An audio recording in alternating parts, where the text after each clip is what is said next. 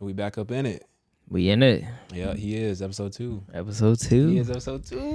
Woo! Season Loving 2, it. episode 2. That's right. Season 2, episode 2. He That's is right. podcast. My name's Nick Jones with my brother Elliot. And yo, we're excited, man. Amen. We're excited. Yo, let's do this. I was thinking about the last episode. Explain he is, just for the people. We might have some new listeners. Explain the name he is, and you know, just what it means for the people who might. I explained it last time. You want to explain it this time, or you want me to do it? No, you do. Want me to do it? Okay. So we can both do it. We can both do it. Okay. So he is, when we were in season 1, when we were still brainstorming everything on what to do, what different ideas we had, different names. We were going back and forth with different ideas, but the fact that we were, or at least myself, I was struggling. I wasn't struggling. I just had so many ideas and so many different names. So the fact that we had so many ideas coming so rapidly fast, for me, it was just like, how do you put a name for something that is so abundant, that is so like there's no end to God, right? Yeah. So, I was reminded of the scripture in Exodus when, God told Moses, he was like, hey, Moses is like, hey, who do I tell the people that are sending me? He says, I am that I am. And it's so funny because I was reading through it, man, I don't know how many months ago, that same scripture, because I was trying to read through the Bible again. Yeah. And I saw that, I sent it to you too. I saw that, you know how we say I am? If you read the context or like the captions, like the footnotes, it said it could also be articulated as he is. And that just blew my mind away because we had already made the name and everything. And we're like, oh my gosh, like that's another like little nugget about how the Lord moves, I want to find it. You can talk a little bit about the name while I try to find it. I didn't even know that. Yeah. You remember I sent it to you? I sent it. It was like, we were still doing season 1. I don't remember. You don't remember? We were saying the I am statements can translate to he is? To he is. All of them, or just that specific one? I think it was just that one footnote I was looking at, but I'm assuming all of them. That would apply to all of them. Yeah. Let me find it. I didn't even know that. I mean, for me, because you had initially pitched the name, and I don't know how long we were going back and forth trying to figure out names, but it was kind of getting a little difficult. I was trying to figure. I don't know. It was getting kind of difficult. So you said that, and honestly, at first I was kind of like, I feel like you wasn't really feeling that. I didn't really understand it, to be honest. I didn't really understand it. But then the more we started to kind of talk about it, and I was thinking it over and praying about it, I was like, you know what, that's actually a really good name, because God is so many. There's so much to the character of God. It can't just be explained in like, one simple statement, or it can be, but within that one simple statement, like even like I am or he is, it's just it's so much bigger and so much broader, because God is. He's so many things all at one time. I can't even explain it, but It's like he's so many things all at one time. How can we figure out a name that encaptures all of those things, right? And when you said that, I was like, dang, that kind of like clicks. That kind of resonates, because we want to make this a thing where, yeah, we're having conversations, and yeah, we're having jokes, and I mean, we're just friends. Like, we just be chopping up and just talking like this anyway, right? But we want to make sure that it's centered around God, and we want to be representatives of, who he is. So, yeah, man, that's kind of, that's me. That's me. He was feeling it. That's me. Amen. Amen. So in Exodus chapter 3, this is where the context is. Verse 13, it says, and I'm reading out the NET version. Moses said to God, if I go to the Israelites and tell them, the God of your fathers has sent me to you, and they ask me, what is the name? What should I say to them? God said to Moses, I am that I am. So if you open up the footnote, let me actually, I don't want to read all of it. It's a lot. But it says, so when God used the verb to express his name, he used this form saying, I am.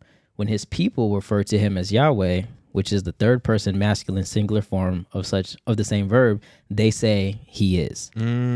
So I was like, what? So I screenshotted that, sent that to you. And I guess you didn't see it or whatever. I sent it to you on Instagram. So that's probably why. But I was like, man, God is moving. God is moving. So I was super excited about that. But that's the name, and we're sticking to it. He is podcast season 2. We got great ideas for it. Today we're going to talk a little bit about biblical relationships, just a little bit. We'll see how the Holy Spirit leads through it. But I know last episode we kind of talked about the idea we had. So appreciate you guys kind of submitting in your I don't know what word you can call it. not solicitations. I'm thinking about work. Man, speaking of work, they about to shut down the government on me, man. You really think they're gonna do that? I think so. They're sending out emails and stuff like today. So today's Thursday. We're recording. I don't know. Thursday last week, if I can calculate it right, when this is gonna post. So who knows? Maybe it'll reopen by now. But they got to decide by Saturday though. They got to decide by the 1st. Yeah. Else we're gonna have no money, no appropriation, none of that. We ain't getting paid. These checks gonna be no good. Yeah. So. Yeah. I mean, well, you were saying that you might have more time to focus on absolutely on ministry stuff, and absolutely podcasts and videos and stuff like that. So, absolutely. I don't know. So maybe it might be a blessing. Yeah. Amen. Possibly. And speaking with that, how God uses some of the bad things that we might see as bad, but it could actually be blessings. That's actually what I want to talk about, even with biblical relationships, specifically with the story of Ruth. So we're gonna jump into that. But yeah, thanks for submitting in your what do you call it? Not solicitations. Submissions. Submissions. Thank you, man. Yeah. Sending your submission. So we're still shifting through that. But yeah, biblical relationships, man. What you sipping on? Oh, that's that same thing. Folk. I'm gonna show you what grown folk is. What you finna show me? Show you grown folk. Oh, right. Chick-fil-A. Hold on. Wait for it. Oh snap! The grown folk.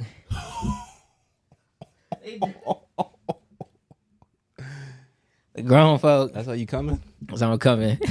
Nah, this dude went upstairs to change, came back and just had this, and I was like, "What?" He's like, "You like ginger?" I'm like, "I love ginger." So it's I think it helps Stephanie ginger with her beer. like nauseousness. Oh really? Dang, that's good. But yeah, I love ginger beer. I can drink it straight. But this is like 0 sugar, so it's not good.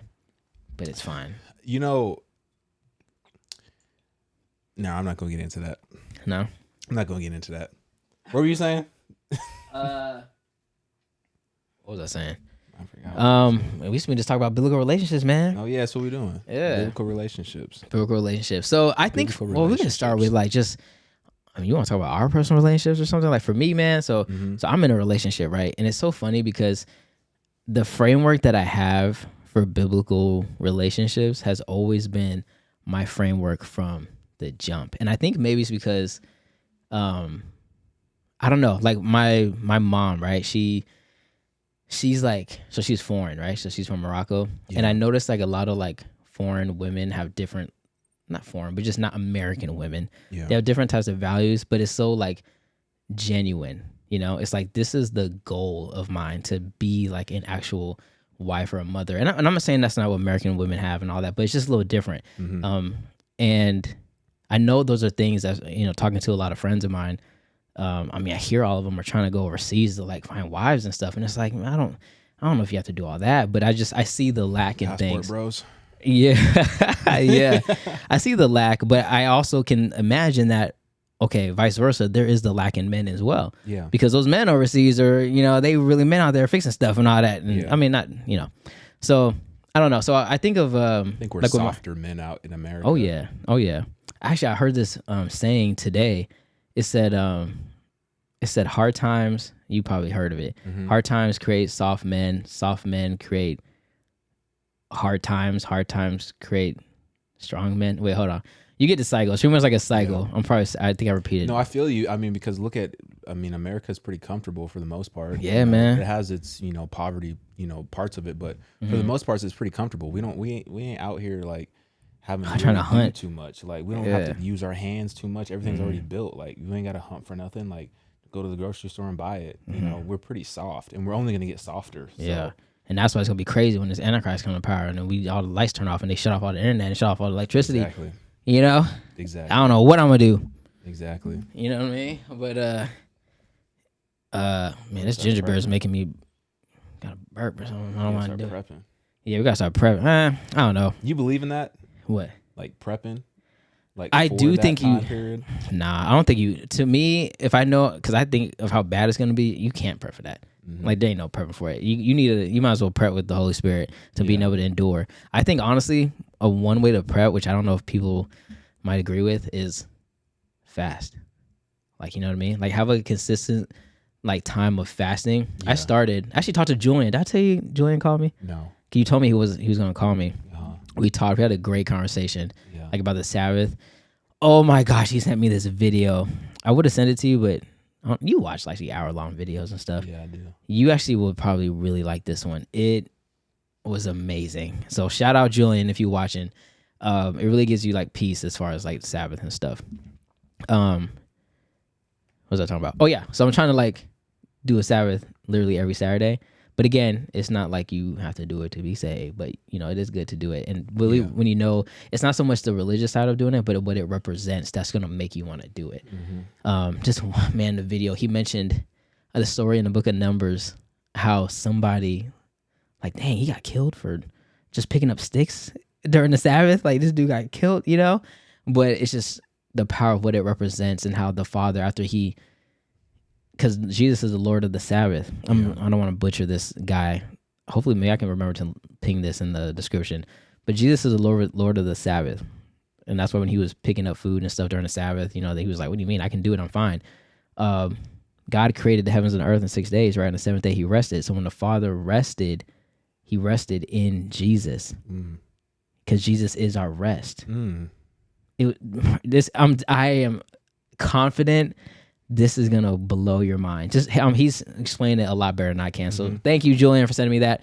But yeah, I'm trying to do a Sabbath every Saturday, and so I did for the first time last Saturday, and I fasted the entire day. I told you about that. Yeah. It was amazing, bro. Like I'm telling you, oh my gosh. Literally, I just stay. You know, how I wake up, and I've talked about it last episode. I just wake up, stay in bed, and just pray. I just had that longer, put on music and stuff, bro. I was hearing from him, man.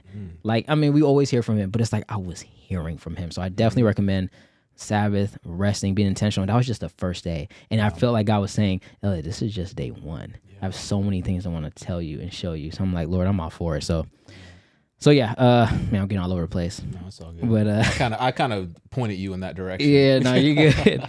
What were we talking about? We haven't even really got. I think you were just going into the your personal relationship. You were talking about how so you model your previous relationships off of like biblical, like that. So all my life I've always been attracted to, and this is just me, and I've always felt like outcasted by it. But then I found out, by the grace of God, it's all biblical stuff. I never been into like the woman that's out there, just like, you know, like every guy. I mean, it's fine if every guy wants her, but like talking to every guy and just like, you know, like been sleeping with every guy. I mean, I love a woman that is like fun and, you know, like my girlfriend, she's super fun and so funny. And it's just like, it's all the attributes that can be, but it's still like, with modesty, and that is actually more attractive. It's not, and it's weird because, you know, I don't know how it's perceived as like a oppressive thing. It's not. It's literally like you're better to me, you know. I think it's looked at as like prude. Yeah, but it's not, bro. To me, that was such a negative word, like in high school. Prude. Yeah. Oh, you're a prude. When I went to school, if like a girl was prude, that it was like. Like prude meaning she ain't trying to let you like grab her up or nothing? Yeah, but even just like dressing like modestly was considered like prude, you know? Yeah, I know what you mean. And like not wanting to like go to parties and get drunk and stuff like that. That's like prude. It's like, bro. That's cool too. Like you ain't gotta be out there, you know, hooking up with everybody and doing all that. Like you know? No, exactly. And again, that's like it's kid stuff. And again, that's what's to me was attractive. Like I don't want to put my business out there, but I was in the world in high school and I was like doing things in high school in like the girls' bathroom or whatever, but with someone who was, I shouldn't have said that. Whatever. It was with someone who you like, she was gorgeous, but like she wasn't out there. She was what would be a prude. So it's like, again, I'm saying this like characteristic traits always been with me all my life, even when I was in the world. You wildin'. Bro, you was doing worse. Mean? I was not doing worse. Anyway, you guys, that's not glorifying it too, by the way. It's really not, because it was bad. Wait, you were saying that she wasn't the type that you would expect to do that? Exactly. And that's what turned you on? No. It's just who she was at first, because she was what would be like a prude. Yeah. Is what, I mean, she wasn't. Okay, but see where you're going to go with this. You know what I mean? Ahead. So I'm just saying that whole like characteristics of like, you don't have to be out there is what I'm saying. And guys, again, for me, I don't think, you know, people get it. I think people get it mixed up that, oh, it's because the guy's giving you much attention because you're sexually like, voluptuous or whatever, like equating that. You talked about it last episode with like, oh, they like love you, they respect you, or not love you, but they're gonna like try to pursue you in a romantic way that's intentional. Know that that's just not the case. It's like two different categories, at least I think, like, and they could be both categories, but to be both, you gotta have both. Like there's people that just, oh yeah, like, man, there was a song. Nah, I ain't gonna say the lyrics of the song. But it's like, you might as well. You done said a lot more than that. So go ahead and say the lyrics. I'm not gonna say it. Is it that bad? I'm not gonna say it. I'm not gonna. It's actually not bad at all. But I don't want to say it. I don't want to like glorify any of that stuff. Yeah. But it's just saying like, guys, like you will be like, you don't want to be like, oh, I'm out there and stuff, and now people like me. But it's like they don't respect you from a place of a wife, is what I'm saying. Because no one wants to wife someone that's what you would say not a prude, someone that's like out there kind of thing. It's like, we have fun and all that, but after all said and done, now you get of age and now you're like, this is boring, or this is just dumb and stupid. Now I'm in my late 20s, 30s, now I'm trying to be serious, and it's like, no. And it's like, value yourself, because that mindset that you take for years, I think, men see that, and it's like, I can't put someone in that mindset as like a wife for me, And the same way with the guys. I mean, with the girls, I would think, I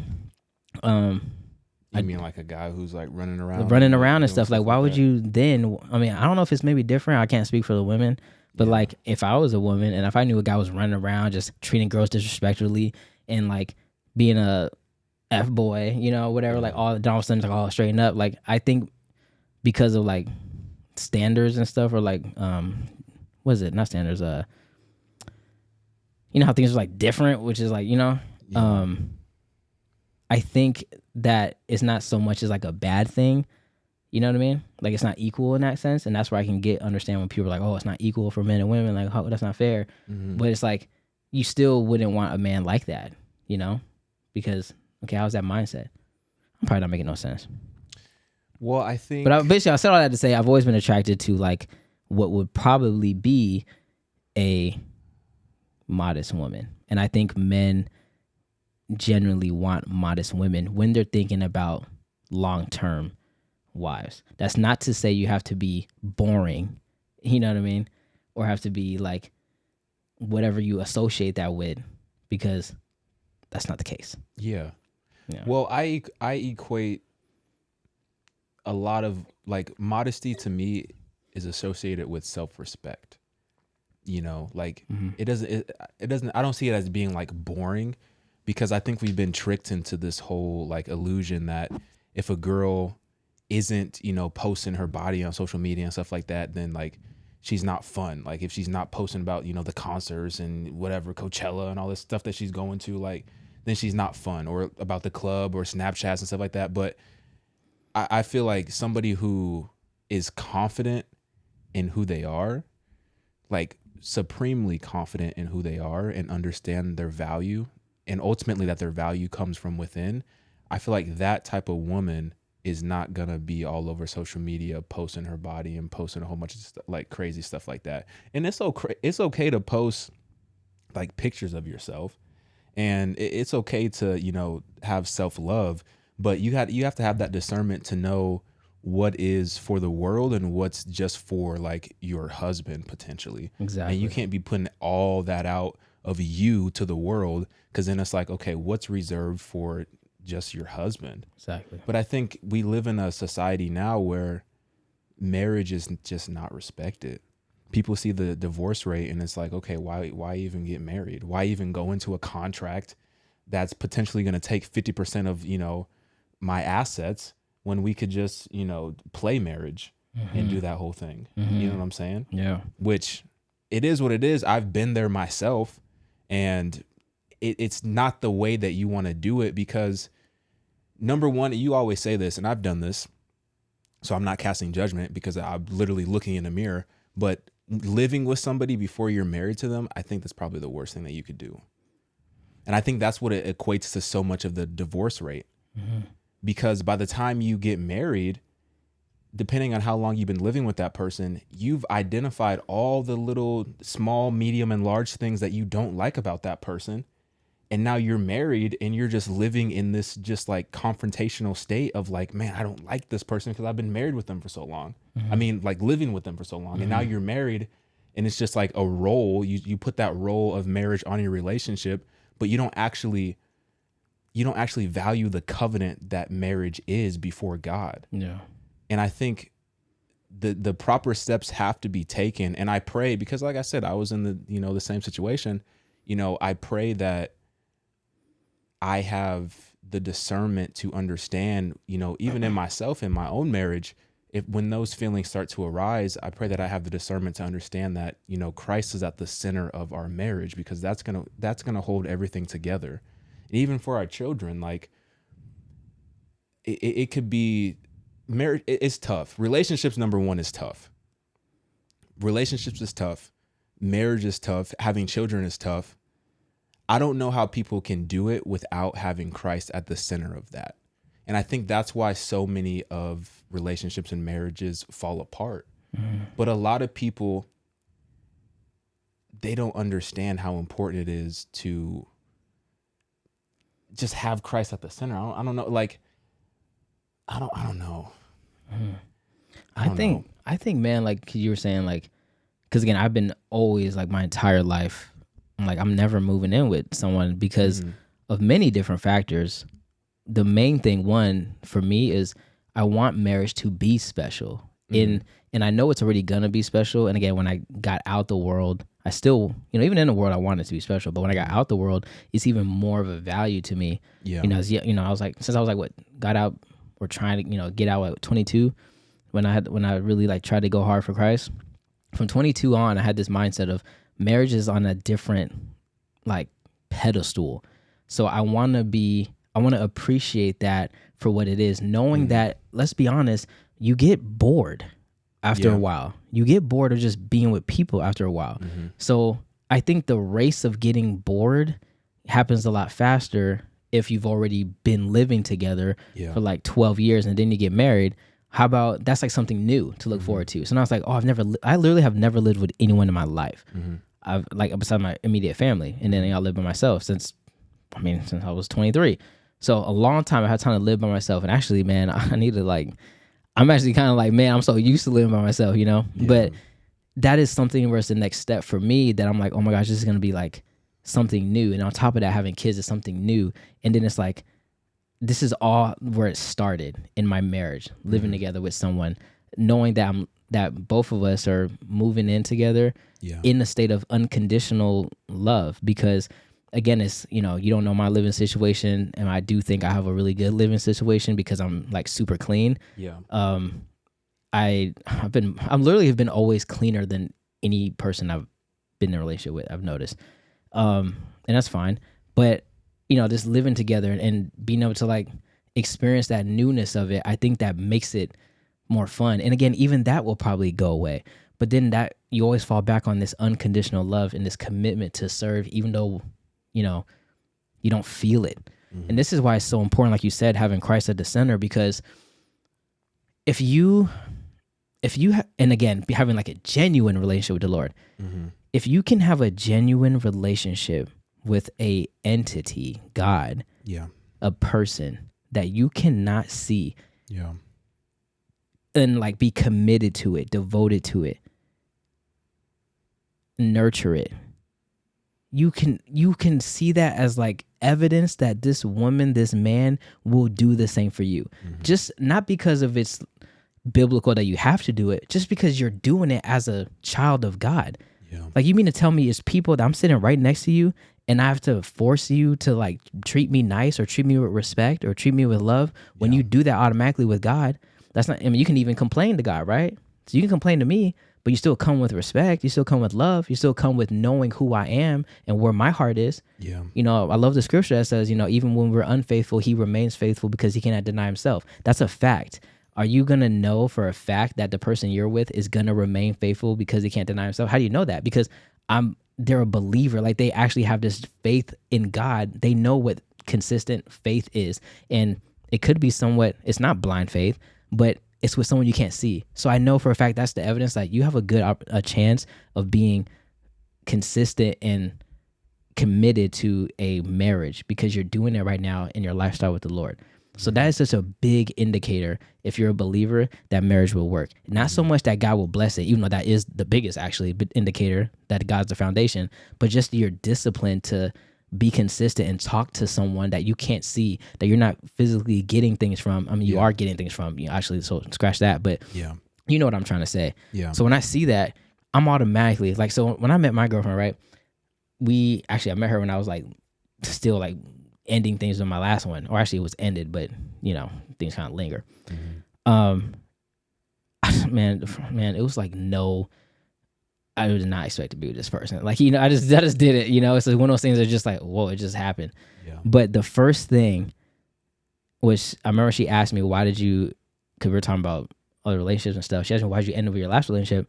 And I was like, because she was an atheist and I love the Lord. And I'm telling you, like, soon she was like, I respect that so much. I'm the same. And that's so important to me. It's like, soon as that happened, it's like a shift happened. Yeah. Like now this is a whole different level. Yeah. Like now it's like, cause again, I'm talking from a perspective of a man of God. I know other men of God, when they see that shift, it's like, okay, I can take you serious. And I think subconsciously it's because you know about unconditional love. Yeah. You know about consistent, like, I can't explain it. Like, you're worshiping God who you can't see. You know how the Bible says, like, how can you say you love your neighbor, but then you hate your neighbor, but you say you love God? How do you love God who you can't see, but you hate your neighbor who you do see? Like, it's kind of like that framework. So that's already like oh wow, that's what I believe men of God look for. And this is the kind of things we, my single friends talk about and stuff. I mean, I'm not married, obviously, but it's all the framework of how I think we think. You know what I mean? Yeah. Well, and I notice we're like, no one thinks like us. Yeah. Well, I think that instantly gives a deeper level of intimacy in the relationship when you can connect on a spiritual level like that. Yeah. And when you know that it's like genuine. But it's just like the more you spend time with somebody, like the more I spend time with like you, for example, or the more I spend time with like Stephanie, for example, or vice versa, the more you kind of start to almost like, I don't want to say like become that person, but you start like almost like using the same like slang and like kind of talking like them, and almost like depending on if you like spend like too much time with somebody, you like start walking like them, like the mannerisms kind of starts to get the same.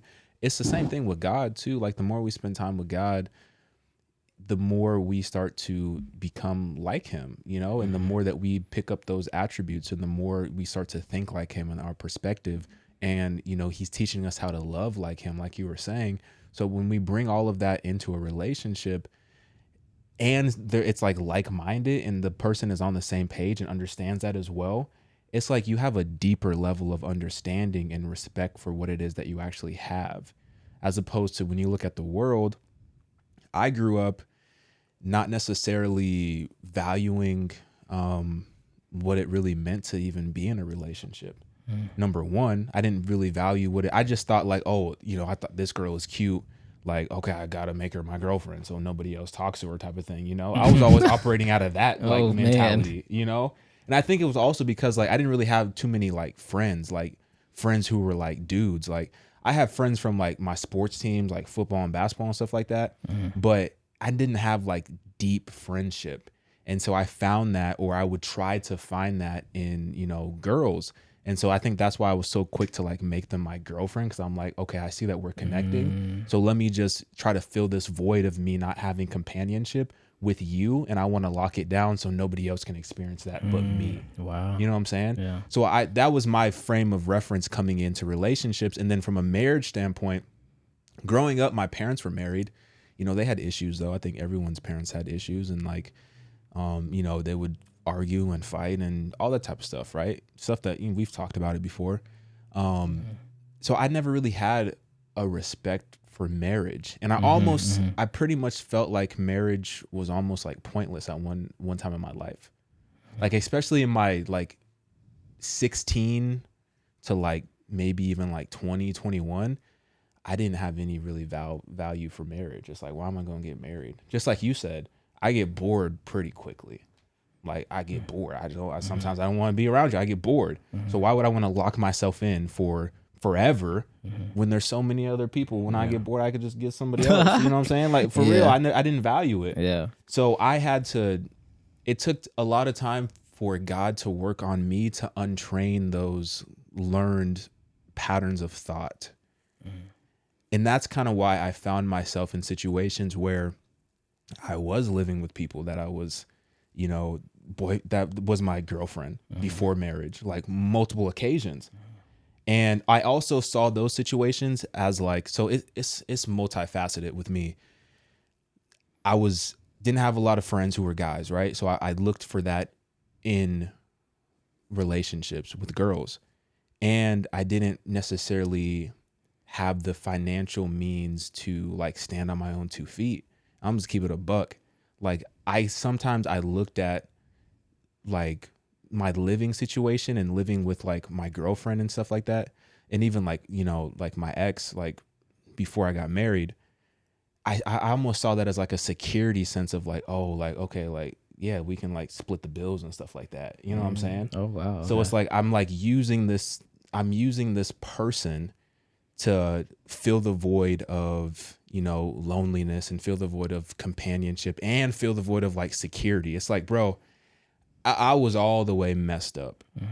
And if I would have just fully submitted to God and gave my life to God, I would have realized like, yo, he adds all of those things to me. I don't have to seek another person in order to find that. And I think I could have saved myself. Well, I know I could have saved myself a lot of heartache if I had just found God faster. Yeah. And I think that's why for me, it's like, it's kind of uncomfortable for me, like sharing this kind of stuff, but I know there's at least one person who probably can resonate with what I'm saying.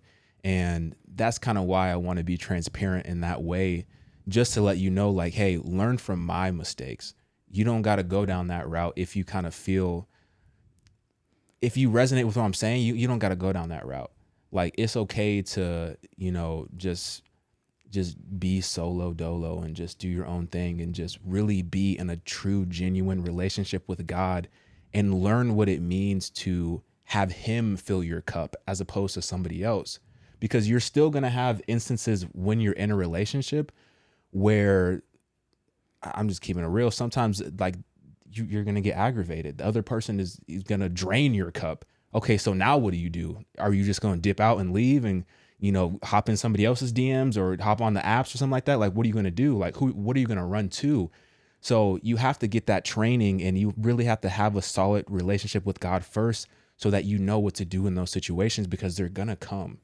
And like the more that and even in marriage, I don't understand. I know there's people who have done it, but it's like, how do you have a long marriage and not have Christ at the center? Like, I know there's people that have done it, but I would be curious to know, okay, what's the true quality of your relationship? What is the true level of your intimacy with your wife or with your husband? Like, I would be really curious to know. Or are you just doing it just to go through the motions?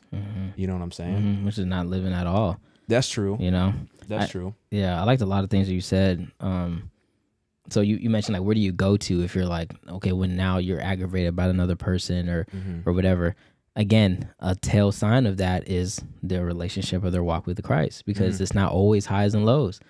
So you can kind of follow them as you're like dating and seeing like how they handle highs and lows. Do they abandon Christ or do they run to Christ? So that's like an indicator, at least for me, I think. It's like, if I'm low, because me, man, I'm telling you, bro, like, I'm the type of person like because I'm always like kind of in good spirits most of the time, but when I get low, bro. Like it's bad, and I'm telling you, no one can get me out except God. I don't believe that. That's what it is. Actually, no. I don't. Very few people. Not that I believe that God doesn't get you out of it, but I don't. You're saying you get low, like what? What do you mean, like mentally? Oh yeah, bro. I don't believe it. You just have never seen it, I guess. I get low. Like I have days where I'm just like, I just don't want to do nothing. Like I just, I guess you can say depression or whatever. Yeah. But it's very rare. That's probably why you probably haven't seen it. It's very rare because I always have the ability to get myself out because, I mean, I everything's just like whatever, everything's cool, Joy comes in the morning. But when those lows come, man, it's like very, very few people can get me out. Like very few, like if not nobody. Like it's in those moments, and that's very rare, that only God can. So, but again, it's like, we're saying, who do you go to when it's those lows and stuff? If I see that you're not a person that goes to like alcohol or any other way, you always run to the Lord, again, I know you'll be the one to, even though I'm making you annoyed or you're making me annoyed, whatever, we're in an argument, now we break up, or not break up, now we like separate, and we're like not talking, I'm not gonna be like worried, like, how you were saying, like, oh, I want to grab these people so no one else can get her. Like, there's none of that. And I think there's peace and like peace of mind knowing that the other person, like, I'm not even thinking that other person is gonna go and do something because they're bored or we had a fight. I know they're gonna go and pray for me. I know they're gonna go and speak to other people that are in their circle, that are biblical friends, that are gonna speak life over me, even though they're feeling a certain way. This is why I come to you with things like, you never like say anything about like any of my relationships. I mean, you say what you feel and stuff, but it's always rooted in positivity and biblical based stuff. But if I were to go to one of my worldly friends, they'll probably be like, oh man, forget her, man. There's other people in there. And again, you choose what you want to receive. But after a while, those seeds get planted, and then we're all human. We make, we fall. So you want to be surrounded in that, but also knowing that other people can't like determine your relationship. It's about you and that other person. And the biggest thing, bro, we got to understand, like, it's okay to be bored. Like, we just have a struggle with being bored, and that's what's wrong with this world. Like, we're so, like, infatuated with the media and stuff that when you get bored, you just scroll out the app and go to another app. You get out of that board, go another app. Go listen to a podcast. Go listen to a spot of music. Go whatever. Instead of just sitting there and being bored and finding yourself to be okay in it. I think a lot of people are just scared to look at themselves and be okay with by themselves. Like you were saying, like, enjoy being single and stuff and get to know yourself, be rooted in your relationship with Christ. Because that's going to be, I think when you have that type of self-respect in that relationship with Christ, you're not going to be annoyed with nothing. And that's how I've always been, like, through dating and stuff. It's always been like, I mean, I don't know. I never really, I guess, struggled in like communicating with girls and stuff, but if there ever has been a time where it's like, like it didn't work out, it's never like, I'm done, I'm low, because that God has a plan for you and he's ordering your steps. Like, it's gonna be all okay. So I don't know. Back to like living together and just experiencing things, like those are all things that are like, I think, I mean, I don't think it's even in the Bible about living together. It's not. I mean, you're married once you have sex with someone. So, technically is what it seems like from what I read. So how many marriages we all have, you know what I mean? So it's like, but again, God can uproot all that, soul ties, all that stuff. We talked about that last episode. But we talked also like how precious that is, like, marriage and what you do in marriage, both physically, but also just relationship wise. You mentioned something so amazing, and to me that's something I look for, is now, are we speaking each other's languages? And I noticed, because I always have like in every like relationship I am, even like one now, like it's always like, I literally have, I always think of something new every month. Like, I have a new saying every month. Like, literally, like right now this month, actually I just switched it up today. It's funny, this is literally the conversation I have. So I always be like, oh, that's hard. And then like, that's kind of like, I was saying that a lot, and it was just like sticking in her mind. Now she's saying that's hard, and I was like, yeah. But now literally today, I was like, oh, that's tough. Like, she'll say that's hard, and I was like, that's tough. And she was like, I like that's hard better. I was like, no, you don't understand. Now that you say that's hard, I'm gonna say that's tough. And then now we go back and forth. And now I said that's hard on like a message, and she's like, that's tough. I'm like, it's like little fun things like that. So honestly, what I do is I keep it going. I try to make it fun. And I try to change it up and not try to be stagnant. Always try to be dating, like, in a way. Always try to be flirting in a way. And that's just kind of always been my personality, which has been like a gift and a curse. But I think if you use it for the right way, it'll help your marriage. And I think we were saying how people last for a long time. I know the biggest thing is they continue to date. They continue to flirt. They continue to do things. My dad always told me, and this is where I was like a, not a dog, but like always like on my P's with like dating when I was young. My dad went to bed one time and he sprayed cologne on going to bed when I was like young. And I'll never forget. I was like, Daddy, why are you wearing cologne? You wear cologne when you go out to like the store or like whatever. And he goes, Elliot, the same things you do to get a woman, you got to do to keep a woman. And he didn't mean it like you're going to leave because whatever, but it's just like, you got to be intentional, like, of trying to like court the other person still. My girlfriend, she works out a lot, right? And she's like, she always says hi for baby. Like it's always like for me, and she lets me know it's like for me because she knows like, okay, people want someone attractive, and that's, you find attraction in many different ways. But even me, like when I'm in the gym and stuff, I literally, it's in my mind, I know I'm doing it for her, and it's like, I think those are things you want to take into marriage. There's all these little tools that you're doing it for that person. Yeah. Like, let's be honest, like we talked about last episode, people want to date, people want to like be courted, people want to be treated and loved on and all that stuff and feel special. Let's do those things, but let's do it in a way that honors God. Yeah. Without crossing any boundaries and stuff until you get married. Yeah. But I think one of those boundaries, again, we always think about like sex and stuff, which is a big boundary, but I think even like it's, going on like big fancy like trips, or like going on like I don't know, like living together is another one, you know what I mean, like stuff like that. It's like that's a big thing. Yeah. And I see so many times, like I've just noticed recently, someone I know from like college, now I'm like, I know they was living together, and it's like now you guys are broken up. It's like you lived with someone for like 5 years and you didn't get married, like and now there's finances involved, there's credit involved, and like all this stuff, and it's like, why would you do that? And it's like, I think people just want to be with people, and instead of like respecting them, someone say, no, let's have a like actual commitment. And I'm a big, like you said, you were kind of like about marriage and stuff growing up. Same with me. I was the type of person like, I'm not really gonna get married like officially with the government, because the government's like, who cares? Like, exactly. One of my friends, he actually got married literally before he actually got married officially. They got married with just God, like in the privacy of their own like home, and said, this is the covenant we're going to make for God. Let's do this right now. And it was real. Yeah. That's what my mindset was. But I do believe it's good to like actually get, married and stuff. But I don't know. At the same time, marriage is a big step. Like it's huge. And it's a big step. Yeah. As a lifelong commitment. Well, relationship. Yeah, it's a lifelong commitment. And I mean, it's a covenant. But also like relationships just in general, like dating is hard. And I was thinking like, one of the your skin very looks great. Important. Oh, I appreciate you, bro. Yeah. one of the like essential things that I think about in terms of establishing a relationship with God before you get into a relationship with another person is the fact that, in my opinion, your relationship with God is going to be the most challenging relationship that you have on this earth. Because nobody knows you like God knows you. God knows the secret desires that are in your heart, whether it's good or bad. And he knows when you're, doing something that you're not supposed to be doing, and the posture of your heart in that action, and the intentions behind everything that you do. And he's placing convictions on your heart to, stop doing something. But it's not like, I guess your significant other could, convict you of something, but it's not the same when God convicts you of something, because you know that God sees the things that nobody else sees.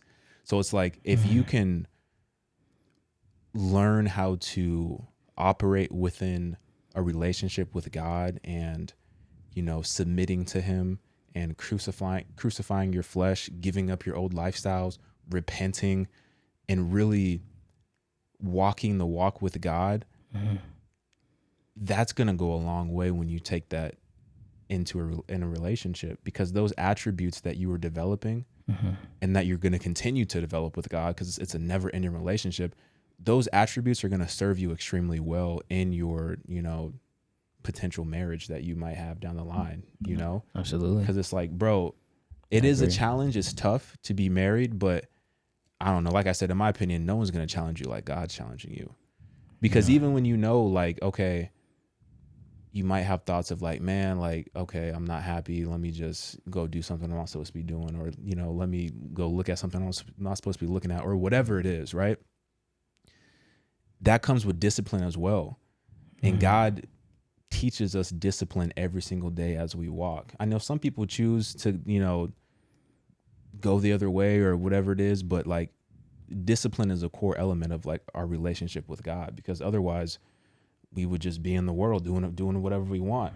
But because we love God so much, we literally change our lifestyle. We change what we do, what we say, what we consume, who we hang out with and stuff like that. Yeah. That's a sacrifice. We're learning sacrificial love while we're in a relationship with God, and now we can take that same love that we learned into our marriage with our, spouse. I think it's super beneficial. And it's like, for anyone who doesn't know Christ, like I said, it could work, but man, it's just, I think it makes it a whole lot easier, especially when both parties are on the same page and both parties understand why they're doing this in the first place, Right. Absolutely. And for me, I was talking about like, we have a call to be fruitful and to multiply. Like, I think the will of God is for us to be married with, a believer who's on the same page as us, spiritually, and have children and raise those children to be believers and be strong in their faith as well, so that they could grow up and, glorify God and continue the cycle. But that starts with our personal relationship with God, and then we take that into, our marriage and our relationships, Yeah. So that's kind of what I'm thinking, but yeah, it's tough nowadays. It is tough. It's tough because there's so many different avenues to date. There's so many people that we can see on social media. There's just so many options. It's just like, and you grow up and people telling you, take your time. There's so many options. There's so many options. You're young, like you're all that young. kind of Yeah. stuff. Yeah. I respect a lot of people that get married like young. I used to think it was corny. I used to think it was corny, but too. I respect it a lot now. Mm-hmm. I respect it a lot now because some of the things, like, when there's something that's to be said about going through stuff with somebody too. Yeah. Like, the reason why, like, we're such, great friends is because we've been through stuff. I've seen your lows. I've seen your highs. You've seen mine. You've seen several relationships. Mm-hmm. Those things, like, when we make it out of things together, it's like, oh my gosh, like, it's just like, man, like, it makes us closer, and it makes you more likely not to leave. I think, not that it's like you're just not better. The world can make you think anything's better, but like when it's tethered, when it's like, or weathered, like when you go through things, it makes you tighter. That's why I think there's a reason why God makes trials come to your life, or allows things, so he can bring you through it, and it makes you even closer to him, and it's more intimate. So when people, they fall more in love, I think, when they have kids and stuff. Not to say, because I've heard people say, "Oh, it'll help your relationship if you have a kid." Like, just do that purposely. Like, just have a kid. Like, no. When you actually love each other and you have a kid, and I'm talking about having a kid, feeling that love, but also dealing with raising a kid, or like diapers and late nights and all that stuff, I can imagine that'll bring you closer, because it sucked, but you made it through together, and you shared that suffering together, and you relied on one another, and then you grew in stronger. That's really good. So I imagine all those things. So doing that at a very young age, also having that much energy at like maybe 22 or whatever, and you're married and stuff, being able to do that, and then growing old and like finishing college, or like all that stuff, is like, man, you guys been through a lot together. Like, it'll be like no question of who you're thinking about. Yeah. You're thinking about the one, like you mentioned last episode, like with Stephanie, how she held it down, like, for you. Those are the things you look for. Like, you see that when you go through hard things, and it's like, bro, you will never have to worry about your place in my life, because of not what you do for me, but where you saw me at my low and still stayed and supported me and believed in me, and how God brought me up, and you were there as a witness to it, and you were praying for me and brought us both up together. It's amazing. And again, like, having God on both sides, like, 'cause I know God is for me. No one has to tell me that. No one can ever trick me. No one can ever nothing. I know God is for me. I know it. No matter what I face, I can be in the middle of a desert, dying, suffocating, and can't breathe. Crows circling, waiting on me, or what's the name? What's those little vultures? Vultures, thank you. Waiting on me to just fall out just so they can, on my hairline. Yeah. Straight for the hairline. Straight for the hairline first. I'll be like, God is for me. Hit me where it hurts. Yeah, y'all know how I feel about my hairline. Actually, y'all probably don't know. This hairline going, bro. I can feel it. Just do what I did, bro. No. I'm going to go to Turkey, man. Get one of them things. You going to get the transplants? That never happens to me. Let me come. I'm just kidding. Let me record it. I would never do that. I'm going to go like you, man. My dad went bald a few times. Actually, my dad shaved my head bald one time when I was a kid. Really? Because I wanted to be like my dad. I was like, shave me bald like you. He's like, okay. Yeah. And I did. I was like 8 years old or something, maybe 7, bro. No, it's like 7. Bro, that was dumb. But look at the love that you had and the admiration that you had. Isn't that crazy? That is you were willing great. to literally shave your head because you want to be like your dad. That's pretty cool, though. Bro, when you think about I it never like even that. think about it like that. That's really cool. Bro, you ever thought, I was actually talking to my girlfriend about this. I was like, man, I remember because I used to catch my dad praying. Mm-hmm. I haven't in like years. I'm sure you maybe does, but I remember when I was a kid, and this is when I wasn't a believer, and I would catch my dad praying, and it's like, man, like, what is he doing? Like, he's like, it was magic. It was like magical. Like, as a kid, I know it's not magical, it's spiritual, but it was like, whoa, what is going on? Like, he's talking to God. Like, is he talking about me? Like, is he talking about mom? Is he praying for us? Is God's going to do something? It was like, God's going to do something because you are praying. And I know it. It's because, again, man, no, I don't care what no one says. Men are the leaders of the household. They don't even have to say it. Like, it's just like things just automatically get blamed on them, and things are automatically looked to them when things go wrong. And it's like, you need to fix it. And it's like, you are the leader. Like, it's just subconsciously in everyone's head. Yeah. The shot start firing off, everyone's looking at a man or That's something. What I'm saying. Like we try to. They're looking at. They're looking at it. Like, I don't care what no one says. You can be the steadiest stud or whatever. You looking at a dude. Yeah. But and speaking of that, stud. I just got what you got what I'm saying. I felt like you missed it. I was like, this dude should have laughed. Missed it. Yeah. I was like, let me not say nothing. Then he can be straight stud. Bro, you looking at a dude. So, and again, like, you want to look at a dude, but a dude that is a righteous man, kind of like Boaz, which we're going to get into that with the book of Ruth. So, yeah, I told Nick, I was like, yo, we should read like the book of Ruth and kind of prepare. Mm-hmm. And it's only 4 chapters. Mm-hmm. So I'll just do like a little synopsis for it. Yeah. So in the land of Judah, right? In Judah, we know that's where the Messiah comes from. Real quick, with this idea of just relationships and hardships, I know many of you watching, myself included, sometimes you're like, man, God, when it's not looking good for me. Like, it's not looking good. Like, I might be like older, or I might be, past my prime. Like, I thought he was the one. I thought she was the one. Oh my gosh. Like, God, why did you waste my time? Why does all these things happen? Why did all this unforeseen stuff that might look terrible? Yeah. Read the book of Ruth.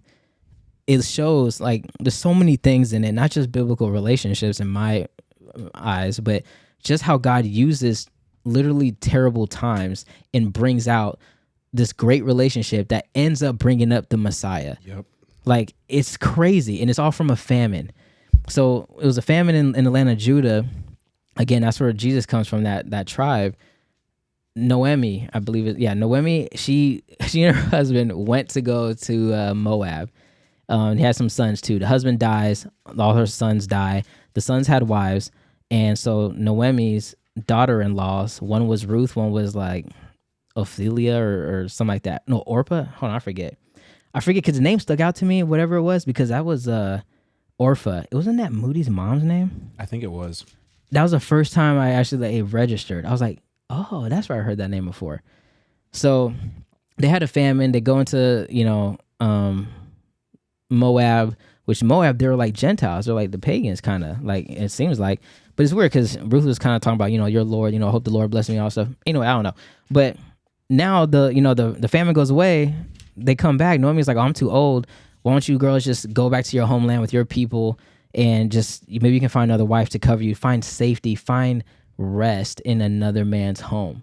Now that's the key. Like, I know women want to find rest with men. Mm-hmm. I don't think women want to quarrel. I don't think women want to feel uneasy. I think women want to have a place where they can say, this is home, this is rest, I'm at peace, and I can be in my feminine. I really do believe that's the case. Same way men want to be in their masculine, I believe, but you got to help men be able to be in that role, to be in their masculine. Yeah. That's why I would never let a woman try to like be in, like, make me feel like I'm not masculine. Like, you can't. First of all, you can't. But two, like, why would you want me to be anything less than that? Yeah. And just like I wouldn't want you to be anything less than feminine. And I'm gonna make sure you have a place where, like, I can encourage you to be in that place where you can feel operated. Like, if you feel like you have to be in a masculine, like, okay, now you're operating in places you don't have to be. Which is not to say like people don't have this. Huh? That's a Jezebel spirit. Oh, it is. All right. In a woman, trying to make you feel less masculine. Less masculine. That is actually, yeah, that's a good point. And again, we got to get this understanding of what's masculine and feminine, because just having a great job, making a lot of money isn't just masculine or feminine. Mm-hmm. It's the role, the authority, and all that stuff. That's what kind of like we talked about. Everyone's looking at the dad when things go wrong. When everyone's looking at the mom when things go wrong, I think that's the issue with that. And I noticed there's propaganda for that. I was on Hulu, man. Every single Hulu commercial, because I didn't have Hulu like Premiere or whatever. Every single commercial, like you see it, like it's football commercials. Yeah. It's always like the guy acting like a dummy. Like Yeah. it's like, oh, what's going on? And there's someone breaking in. It's like, was that Carson Wentz? Or like whatever, like these commercials, people breaking their house, and there's always the woman that's like the foundation and stuff. They're doing that on purpose. It's the woman who's like the wise, like The logical, like calm one. And Yep. the dude's like freaking Freaking like, out and all like dumb and ditzy and stuff. Exactly, Yeah. exactly. There's a perfect commercial. I always point this stuff out too. There was a commercial. It was like this guy who was like, "Oh, do my biceps look bigger?" And he's just like, and the girl's like, like very just like, I don't know. It seemed like he was like very like ditzy and dumb or whatever, and she was very like rational, like you were saying. And I'm like, they're doing that on purpose. Anyway, They want to switch the roles. they want to switch the roles, Yeah, and they again, want to flip it. you guys, we're so equal. We are literally equal. God made them male and female. They're equal. But you trying to switch it, it's going to be not equal in that case, because men are not made to be in a woman's role. Women were not made to be in men's role. Both roles are equally important and equally needed so bad. And that's why people always end up, even if you're in the same sex marriage and stuff, they end up fulfilling some type of role. It's either one or two roles, and it's like you're both not doing it right. Like what I don't know. You need a woman. You need that woman. It's gonna be a lack in your relationship. You need a man. It's gonna be a lack in your relationship. Anyway, let's go back. So yeah, they go back. Orpha and them. Ruth is like, no, I can't. Wherever you go, I go. Mm-hmm. She's like, I can't. Like, I love you. Your people will be my people. Your God will be my God. Lord. So she's like, all right, let's go back. And then everyone knows about Noemi. They're like, oh my gosh. They're like, what? Oh, Noemi's back. And then, they're going back to the house. And this is where I want to bring up making yourself available. Mm-hmm. I feel like a lot of women get too spiritual and think God's just going to send a man or whatever. He might.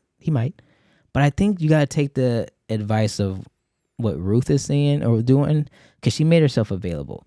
Noemi said, go out there and go glean in the fields and see if someone catches your eye in a way, something like that. I forget the scripture, but it was like, see if someone finds favor in you or something.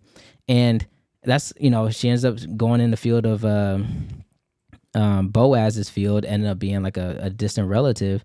But then after that, also, Boaz, let me actually find the scripture. Because Ruth went in there, she's wearing like regular clothes. I think I did some studying. She's wearing like widow's clothes, because it was like widow attire that you wear. But then eventually when she goes back again, when Naomi's like, go put on your finest clothes, she was trying to make herself look right, as best as she could. Showing that she's available. But again, in modesty. Let me find the scripture. But she was respectful all throughout the process. Who, I mean, Ruth? Ruth. Yeah. Even the fact she was respectful and loyal all throughout the process. Yeah. Even the fact that she went with Noemi and was like, "No, I'm going wherever you go." And even the clothes that she was wearing, and the widow's clothes, like being respectful to her late husband in that regard as well. Mm-hmm. Like that's what I'm kind of noticing throughout the opening themes of the story. Yeah. No, that's absolutely. And you, again, talk about the respectfulness and stuff. Ruth was a noble woman, and that's what I wanted to highlight, because Boaz commended her for being a noble woman because of what she done, but also her character. That same word of like noble woman, that's the same description as is found in Proverbs 31. So Ruth was what is a Proverbs 31 woman. Everyone talks about on Proverbs 31. We can read through all that, because Proverbs 31 is amazing. Yeah, it is exactly what I want. Exactly. And there's a strong woman in there in Proverbs 31. Again, strength ain't just, you gotta, it's not masculine or whatever. Like, no, you need to be a woman that is strong. Like, you really just got to. But Boaz, it was also, we'll stay on the book of Ruth for a little bit. He was a man of God, because if you know, there was a law, and I thought about this the other day when I went to the gym, because I saw this homeless man getting food out the garbage can, and I'm like, man, I remember in the Bible it talks about how, what if instead of people throwing out their food in the trash, like even the scraps, like what if you just leave it on top somewhere, knowing that homeless people will come by, they can just pick it up, because that's how it was in the Bible. Like, but again, maybe that can be transitioned into some of the government programs we have, which is all like, I mean, they're helpful, but are they helpful? I don't know. But it was a law that God said, like, hey, when you like gleaning in the fields and stuff, leave some out for the, the foreigners and stuff that are wandering by, so that way they can pick it, so they can eat.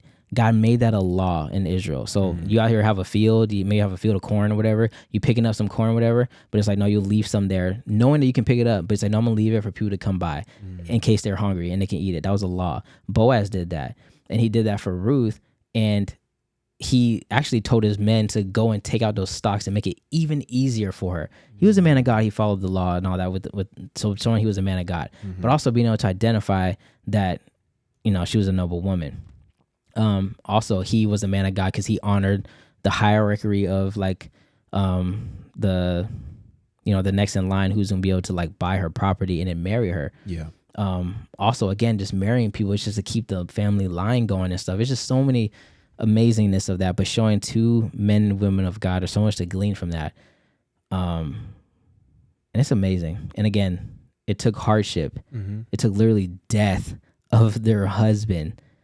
And that's not to say, your life's over, when your husband dies, but it's just like God is still in your life. And when you have that faith to believe in him, it's always going to be fine. Yeah. It's always going to be fine. It's getting hot now. Yeah. What do you got to add? I mean, even the trust that she had,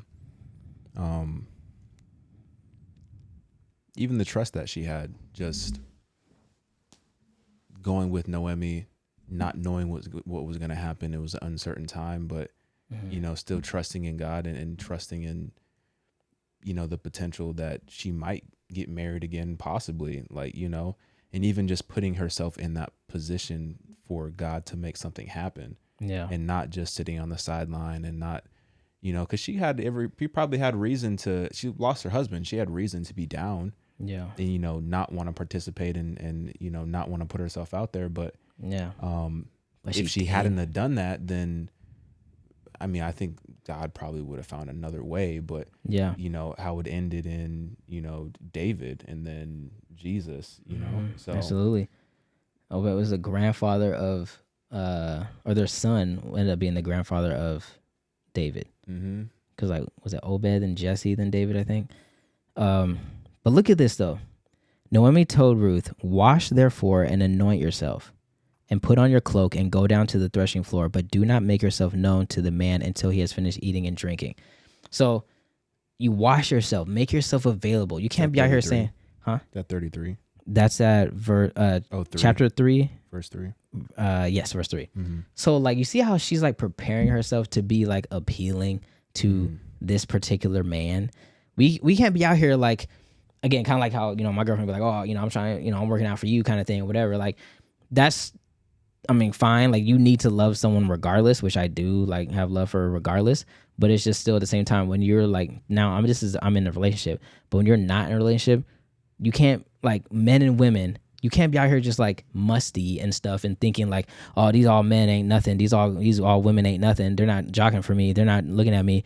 And it's like, you're not appealing. And again, she told her, go and wait while he's eating and drinking and stuff. Meaning, not saying you didn't be out here in the bars and stuff, whatever, but just when you're like in a good mood, like be polite, like be like gentle, be like, I don't know, like there's a lot of just like arrogance and thinking like, oh, I'm the prize and all this stuff, and you need to come at me, and it's very arrogant. Where again, like I talked about last time, like my friend was saying, how like, when we used to go out in the world and stuff and, guys will be like standoffish and be like, girls be around, they'll just be standing aside and just like, I'm cool. Like I'm too cool to talk to girls, whatever. I'm talking to her. I'm like, I'm just cool. And naturally people want to be with people that are just cool. And when they're cheerful in a good mood and stuff, people open up and all that. I don't know. So it's like, these are all different like tactics and like characteristics, I think, to be seen. Again, excuse me. That burger came up, my bad. You know how I tell you, it's interesting. I can't control my stuff. Yeah. I know that. You gotta apologize to the viewer. Yeah, my bad if you guys heard that. I think I try to move it aside, but I there's a illness with me. I can't. It's interesting because in this Bible that I have, it kind of gives deeper context, like verse by verse. The one that you just read, where it says, wash and anoint and then put on, new clothes. It says she must make herself attractive like a married woman or like an engaged woman and meet Boaz at the right time. So it's like, yeah, it's just like you said. It's like, Exactly. you know, it's a little bit of work on our part or on the woman's part as well, and the man's It's a little part bit too. of courting. Like it's a little bit of courting. It is. Again. It's Yeah. like, But it can be done in a respectful way. absolutely. It doesn't have to look like IG models. Exactly. And stuff like that, you know, not like that. But it's interesting. It says like a woman who's married or engaged, like have some self-respect about yourself when you're doing that. That's a good point. Like if you're a married woman, you're not going to be out there, you know, showing everything. Like I said, you're going to reserve some things just for your husband. That's a good point. So take it from that perspective. Yeah, that's a good point. I think maybe because you know how I mentioned like before when she was gleaning in the fields and stuff, she was wearing like not sackcloth, but like whatever it is to like show that she's a widow. That's what I read somewhere. So maybe it's like a married woman or engaged woman, like not so much like, oh, I'm in mourning or whatever. Like you're not mourning over this other guy no more. You're trying to find another guy. That's what it says. Oh, it does say that? Okay. It says it's a sign that her mourning was over. Oh, okay. Dang. Yeah. Man, thank God. I like know what I'm saying. Okay, cool. But at the same time, is I do like what you said too, because that's also very true. Like a married woman, engaged woman is still respectful because married women, engaged women, you know how in like Islam they like cover themselves and stuff. Some people kind of did there too, but it's like I'm married. I'm like gonna be to this person. Yeah. My eyes, his eyes are only gonna see me. I mean, I'm gonna make it so I'm only seeing him, you know, and being like modest and stuff, not showing myself to the world.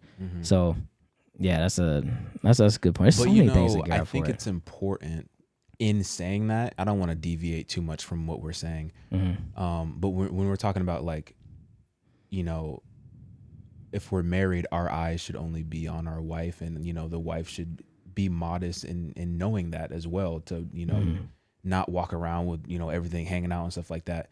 But you got to understand, like, women are also creatures that need I don't mean creatures in like a negative way, but yeah, I got you. They're people who need like affirmation. Like they need like those words, and they need to know that like, yo, like, yeah, you look good. Like you gotta, like, from a man's standpoint, like you gotta make sure you're telling we gotta talk to the men, like, now, your woman, like, yo, you look good today. Like, you know what I'm saying? Like you're beautiful. Like you gotta. And Stephanie has to remind me of that, and she says it in like the nicest way possible. She's like, you know, don't forget that I like words of affirmation. Like, don't forget. See, like, it's not like, you know, why you ain't told me I was beautiful. Like, even how she says that is nice. Exactly. She's like, don't forget I like words of affirmation. I'm like, oh, I'm so sorry. She's like, I know sometimes you just forget, and she knows. Like, she knows I think I know that she's beautiful and like all that kind of stuff. But sometimes I just forget to voice it out loud. Yeah, like the way that she reminds me is like, it's so gentle, but it's like, bro, like, thank you for reminding me. Yeah. Because, like, you need that. Yeah, 100%. And that's awesome that you want that from me, you know what I'm saying? And not, you know, from the world or somebody else. Exactly. That is awesome. And that's beautiful. Yeah. That's good, because the Bible says that, you know, soft words steer away wrath, you know? So like even saying like things you struggle with when you're in arguments and stuff, like how do you handle that? And I got to get better at that, because when I get upset, I get upset. It takes a while, but once I'm there, I'm like upset. You there. I'm there. Again, it's like it takes a while for me to get anywhere, but when I'm there, like when I'm low and I'm depressed, I'm there. Yeah. It's bad. And even when I'm like super excited and happy, I'm excited. You already know. There ain't no coming down. But man, I heard what I was gonna say. You're talking about words of affirmation and stuff. Yeah, man, that's like flirting and stuff and all that. And I don't know, for me, I've always been like a compliment guy. I think that's also like a good and bad thing. And I can see that. It's a good and bad thing. But yeah, man, let's we gotta talk about the guy. I think we talked a little bit about the girls and stuff. I think it's because it's easier for us to talk about what we want as men and God. Well, you're married. Well, go stuff, Proverbs. Go Proverbs. I have that up. Yeah, have it up. Yeah, and then let's talk about from our perspective, from a man's perspective as well. What our, you know, call is in dating. Yeah, I'm with that. You want to start off or me? Because go ahead. I haven't pulled it up yet. Okay, let me pull it up. The biggest thing that I take, just so many amazing verses in Proverbs 31, but I mean, starting at verse, so it's at the kind of towards the end of the chapter, but it says, the heart of her husband, this is in verse 11, the heart of her husband trusts in her, and he will have no lack of gain. She does him good and not harm all the days of her life. This type of woman, this is where I think it shows the contentment of men. Like, look, it's always like, oh, a lot of men, I think, we just want peace. Like, you just want peace. Like, it's never any, like, I don't know. We don't want a lot. I really don't think so. It just wants peace. It's like, look, just do me right all days of my life. I'm good. You know what I mean? But this type of woman is something that's amazing. It says, she dresses herself with strength and makes her arm strong. So this woman is strong. She's not like, just a crybaby and just like, woe is me and everything's just like whatever. It's like, no, can you have some like strength to you to endure? I like how it says that she perceives that her merchandise is profitable. So she's like a businesswoman. Like, again, this is not to say women need to not have jobs and all that stuff. Again, those jobs aren't like, oh, I got to marry this woman now because she has a job or something. Like, for me, and it might be guys like that. I don't know. I'm just my own guy. But I'm the type of person, I've always said this, I could marry someone that like works at a gas station. Like, that I just can. That's not to say I want to marry someone dumb or stupid. That's always the next thing people say. Oh, you don't want someone that's like has ambition or blah, blah. Like, I didn't say none of that. There's a lot of smart people that don't have degrees and stuff and all that and can give wise counsel. That's another thing. I need a woman with wise counsel. I need that. Like, you're literally like the co-pilot. Like, you're literally like right there, like you need that. You got to have strength. You got to be smart. You got to have wisdom. You got to be a child of God. Yeah. You got to be hearing from God. There's so many different things. She's not afraid of snow for her household. For all her household are clothed in scarlet. There's another scripture somewhere where it says she wakes up to make sure like things are taken care of with her family. Yeah. Like, these women out here sleeping until 1 p.m. Like, literally, that's like normal. And it's like, I literally, my body won't even wake up past 7. Yeah. Like, literally just won't. I literally always just, I don't set an alarm for work and nothing. I wake up at 6:30 like all the time. Like, I would be annoyed if I married someone or if I married someone and they're always in bed till like 2 p.m. or whatever. I'll be kind of annoyed at that. Well, it's also really being in control of the household. Exactly. How you control because this is your round. I'm in it, but yeah. Go ahead. Because it's really a full-time job, like managing a household. How do you manage the household? How much do you value your role in managing the household? Exactly. And it says, I thought it was interesting in that verse about, sleeping in and stuff like that. It was saying that before the day begins, they say the excellent wife, quote unquote, multiplies the effectiveness of her work because her planning enables everyone else in her household to be productive throughout the day. She does not wait in bed and wait for her servants to attend to her.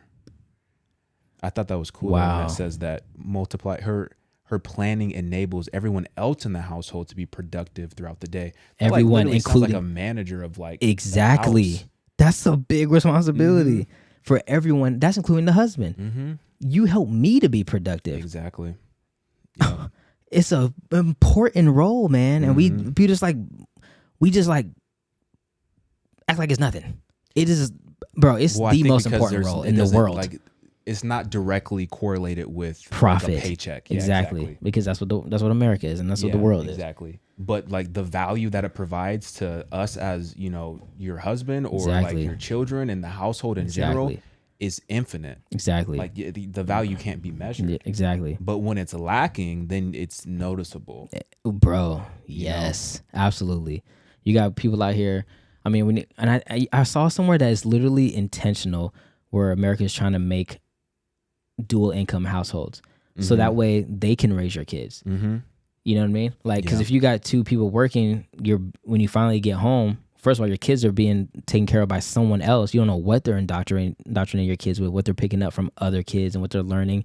So now someone else is raising your kids, and then you get home, you don't have that much attention and like, energy to give to your kids. So now they're in lack, and now they feel distant, and now they have to resort to other things to like keep them stimulated and stuff. Yeah. And it's just a constant, perpetual thing. You're probably eating out less. You're probably eating junk food, so now your health wise is going down, diminishing. Yeah. And it's just there's so many different things. And tax wise, you get taxed. Both of you guys getting taxed instead of just one person. Yeah.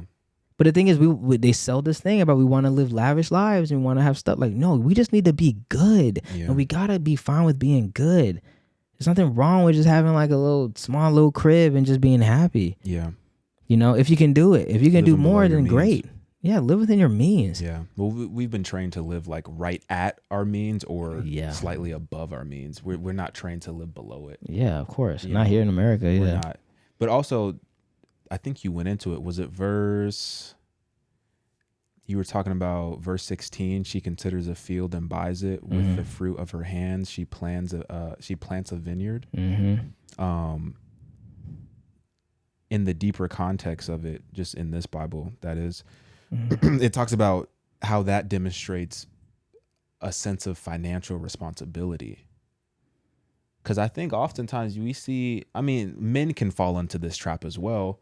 But you see like that retail therapy type stuff, like, oh, I got to be buying stuff. I got to be shopping. I got to be doing this. I got to be doing that. Like, I think it's important as a woman to also be, if a man's going to be the provider and stuff like that, okay, a woman has to be equally financially responsible as well and not just blowing the bag and stuff like that. You know what I mean? Absolutely. And that causes a lot of like disagreements in marriages too. Yeah, man. So I think that's divorce. Like one of the, that's exactly. That's like one of the number one reasons why people get divorced is because of financial problems associated with like wrong spending or like negligent spending and stuff like that. And then they call it irreconcilable differences. Yeah. That's literally the number one thing. Yeah. It's crazy. She makes bed coverings for herself. Her clothing is fine linen and purple. What verse is that? 22. It says, all her household is clothed in scarlet. She takes care of the family. She holds it down. But look at it. This is about the men. Her husband is known in the gates when he sits among the elders of the land.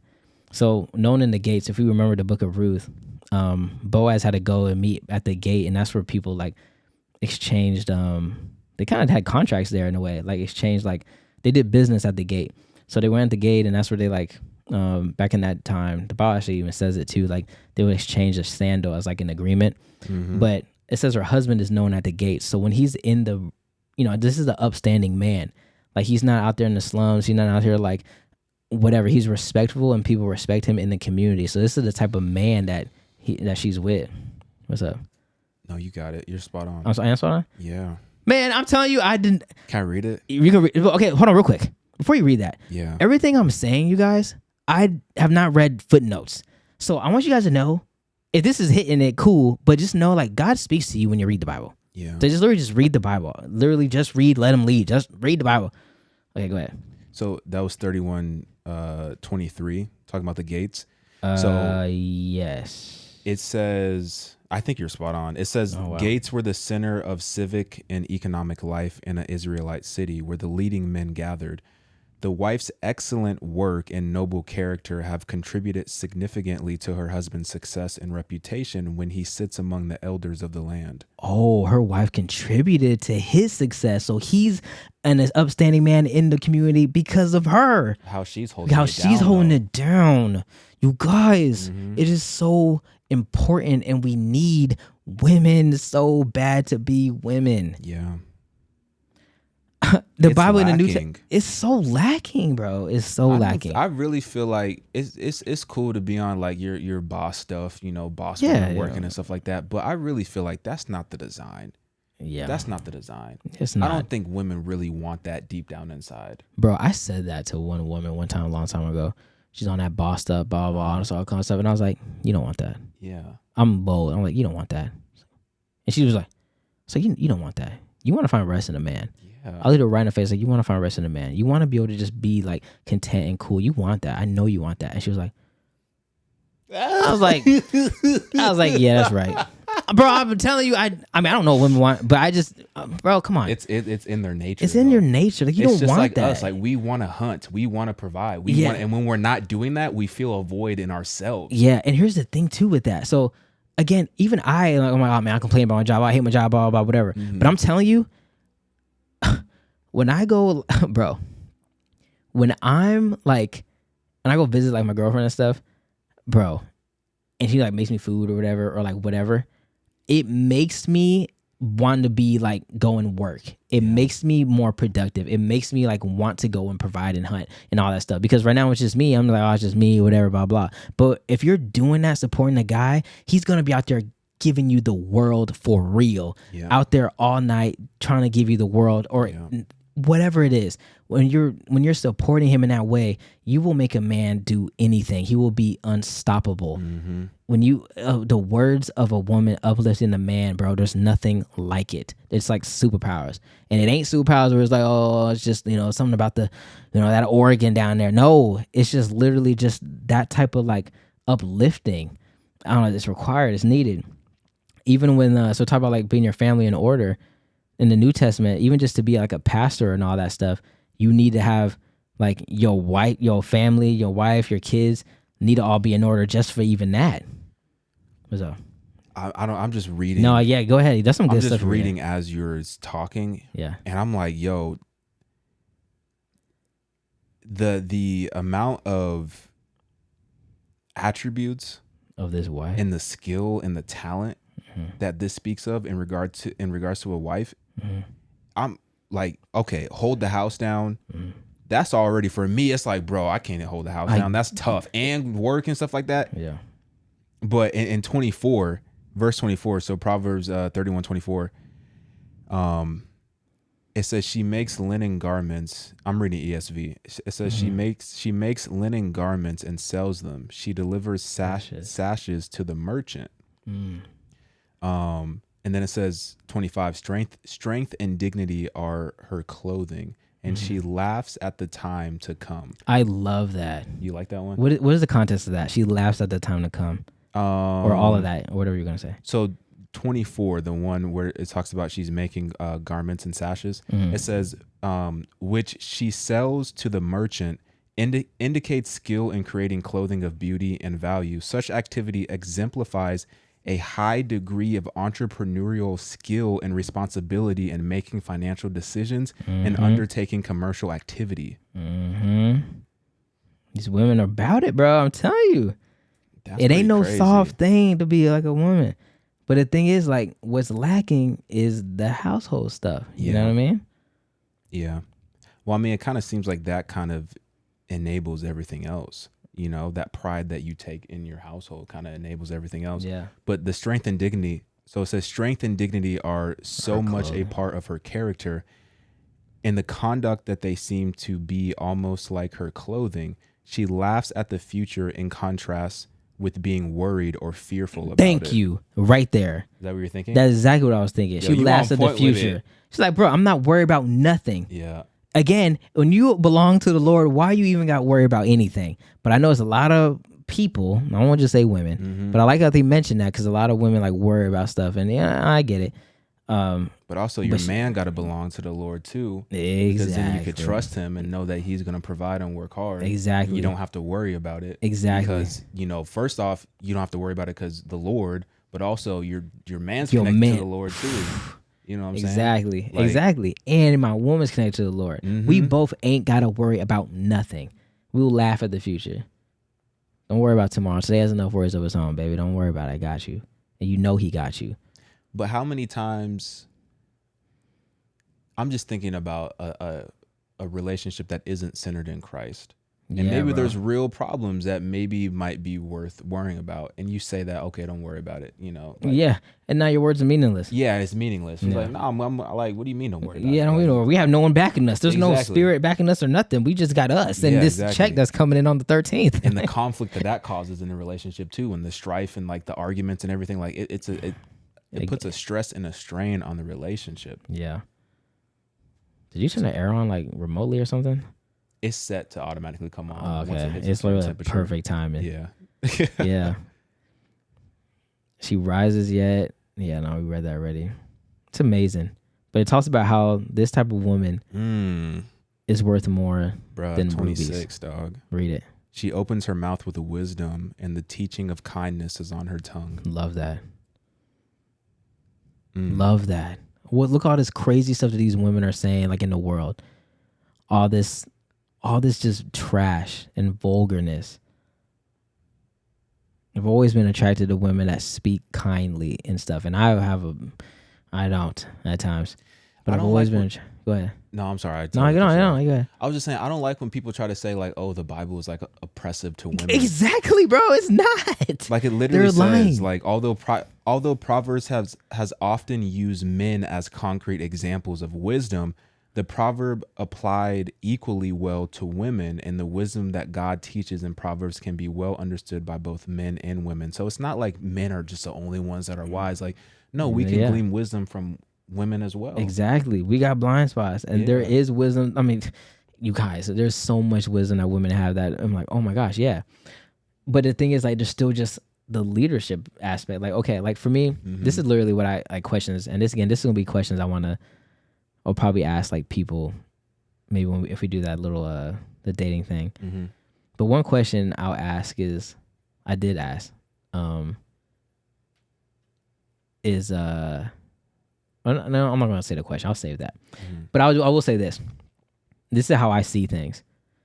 If me and you were, say you're a girl and we're married, right? Yeah. If me and you were married and you're my wife, I'm the husband, and let's say we have a decision to make, and I say, you know what, and say you didn't want this decision to be done, but I said, look, baby, like just trust me, like I've been praying about it, whatever. Like this is a decision I believe we need to make, and you submitting to me in that way, knowing that in the back of your mind, okay, he's dying for me, he's going through the 9 for me. I'm going to go ahead and just trust him, but I'm going to be praying, and I'm going to just say, hey, I don't really agree, but I'm going to trust you, and I'm going to let you lead this, knowing that I'm trusting you, and I'm supporting you, and I'm praying for you, and blah, blah, blah. And say it goes wrong. Yeah. That's on me. Yeah. Let's say the same scenario.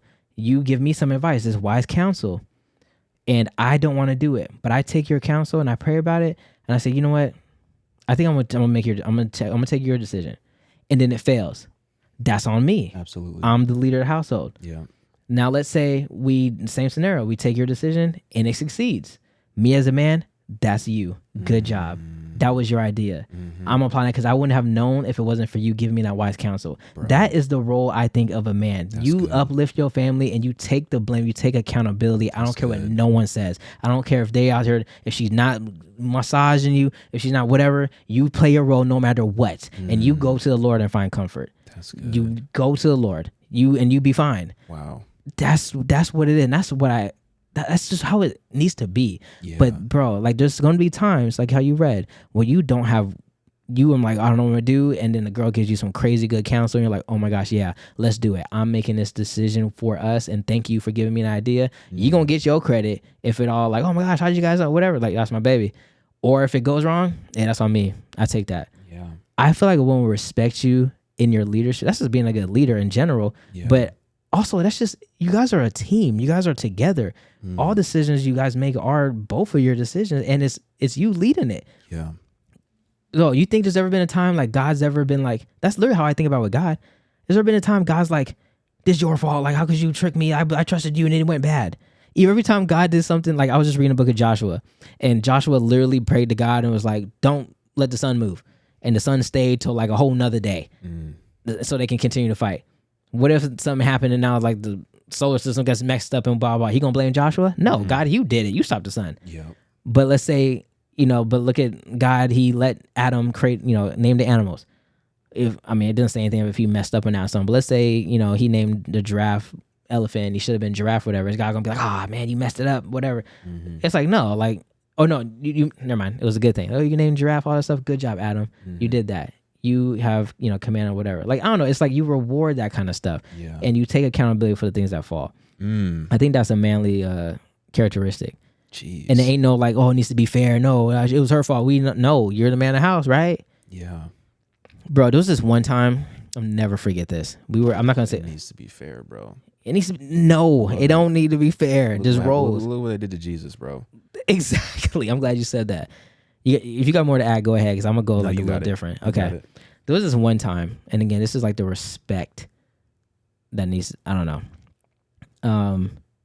I was at a dinner at someone's Wells Fargo coworker. I'm not going to say it. We were there, and I was actually with Danny too and all that. at someone's house, and it was a friend of the coworker who came. I never met her before, never met the husband before. We're watching a football game, and man, how long ago was this? And I still remember. And I'm like, again, I'm cool with everyone. I'm cool, blah blah blah. And I think I was single at this time too. And so, and I don't know if it's like a culture thing, but even if it's a culture thing, which I do like, by the way, I think it was still wrong. Actually, I know it was wrong. They're bringing out food and stuff. The friend of the coworker that I know, she brought out food to me first and not her husband. Made a plate and all that stuff because they in there cooking and stuff and all that stuff, and I'm making all that stuff. Made the plate together. Came to me. I was the first one ever to have a plate and came to me right first, not her own husband. If that was me, I would feel so disrespected. And in that moment, I was just like, what are you doing? Your husband's right there. I felt so awkward. But again, it's like, I don't know what made her think that and all that, but I just see that it's just in her, and it's just in certain cultures to just have that identity to like go and like serve a man and be supportive of a man and all that stuff. Again, back to that same thing. Like, if that was my wife, which I know he got that going on or whatever, but that stuff makes you want to die for that. Bro, every time for like my birthday and stuff, I'm always like, I want like, and it's weird because I'm not even like an acts of service. I guess I am kind of acts of service. I don't know. I just like being like, I don't know, treat like a king, like talk to me with respect, like with like nice, don't, but like, if you go to work, like you don't even be out there cussing out your boss or like talking crazy to your boss. You say, oh, can I come into your office, blah, blah, blah. And again, this ain't like you got to treat home like work because you at rest when you at home. Like, know that. I want you to have your hair down, all that stuff. But there's still a sense of like, how you going to go to people you don't care about, whatever, but you don't care about them because you're just doing it for a check, but you still know how to treat them with kindness and respect. You said kindness is on her lips all the time. Yeah. That's how it is, but that should be at home too. Men as well. You out here being nice and all that stuff, but you out here just like talking crazy to your wife and beating on your wife and talking crazy to your kids. Not good. I don't know if that makes sense. No, you made sense. Yeah. Everything you were saying about... This is not recording. No, it's going. It looks different. Okay. Everything you were saying about the qualities of a man. Yeah. Let's talk about. Spot on. That was spot on. That was. Yo, this is literally what that's what I be thinking, like this. So I've always felt lost, bro. Me right now. Really? Yeah. Okay. Straight up. Dang, amen. Holy Spirit moving. Yeah. But that's always like I always think different. I always thought different. And I had this mindset since I was young when I was dating and stuff. But I've always knew like, okay, y'all ain't on that mindset. I already know what this type of time is. We just gonna be out here doing what we doing. I'm not gonna take you serious.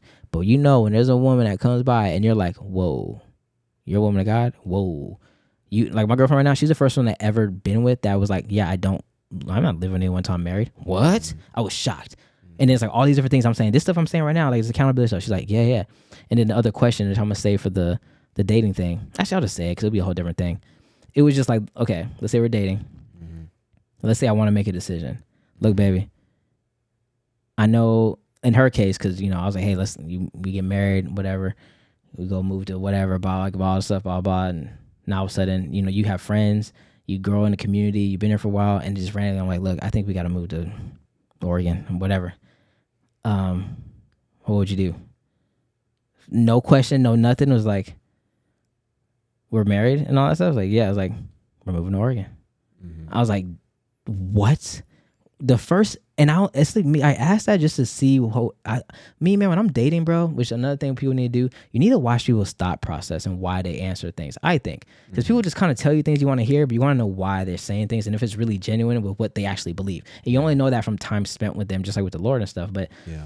I'm like, why? She goes, well, because I know you're a man of God. I know that you know what a role is of a man of God, which is to die for the church and to put them. Literally, it's literally like you're more of the servant. As a man, you need to be out serving your wife. You need to be out serving anyone in your family. That's literally the role. Like Jesus literally outserved anyone. Yeah. If we want to be like how Christ is, and we're going to talk about the role of men here in a minute. But since you have those, you have those qualities, you want to attain those qualities, you want to sharpen those qualities. If you get to the decision that is such a drastic decision where I don't want to I never see it coming, whatever, but we talk about it and all that stuff, and I know you're going to listen to my counsel and all that stuff, but yet we're still making a decision, yeah, we're going to do it. Yeah. Because I'm going to be at peace with it. Not just so much as, oh, it's the, you have to listen to you because I'm a man. No, I'm actually going to be at peace with it. Isn't that crazy? Yeah. How can you be at peace with it? Because that's how much faith you have in me. That's how much you see me as, like, you know, he's listening to God and he's not going to do anything selfishly. You're just not. And I want that type of relationship when I'm ever married with someone. Like, I know there's nothing in you that's going to be selfish. It's always number one. It's going to be part of the family first. Actually, part of me first, and then the rest of the people in the family. Because your husband's always number one, and your wife's always number one. His kids come second, third after God, actually. God, sibling. God, spouse, sibling. Sibling. The S has got me. Spouse. God, spouse, just killed the children, siblings, all that stuff.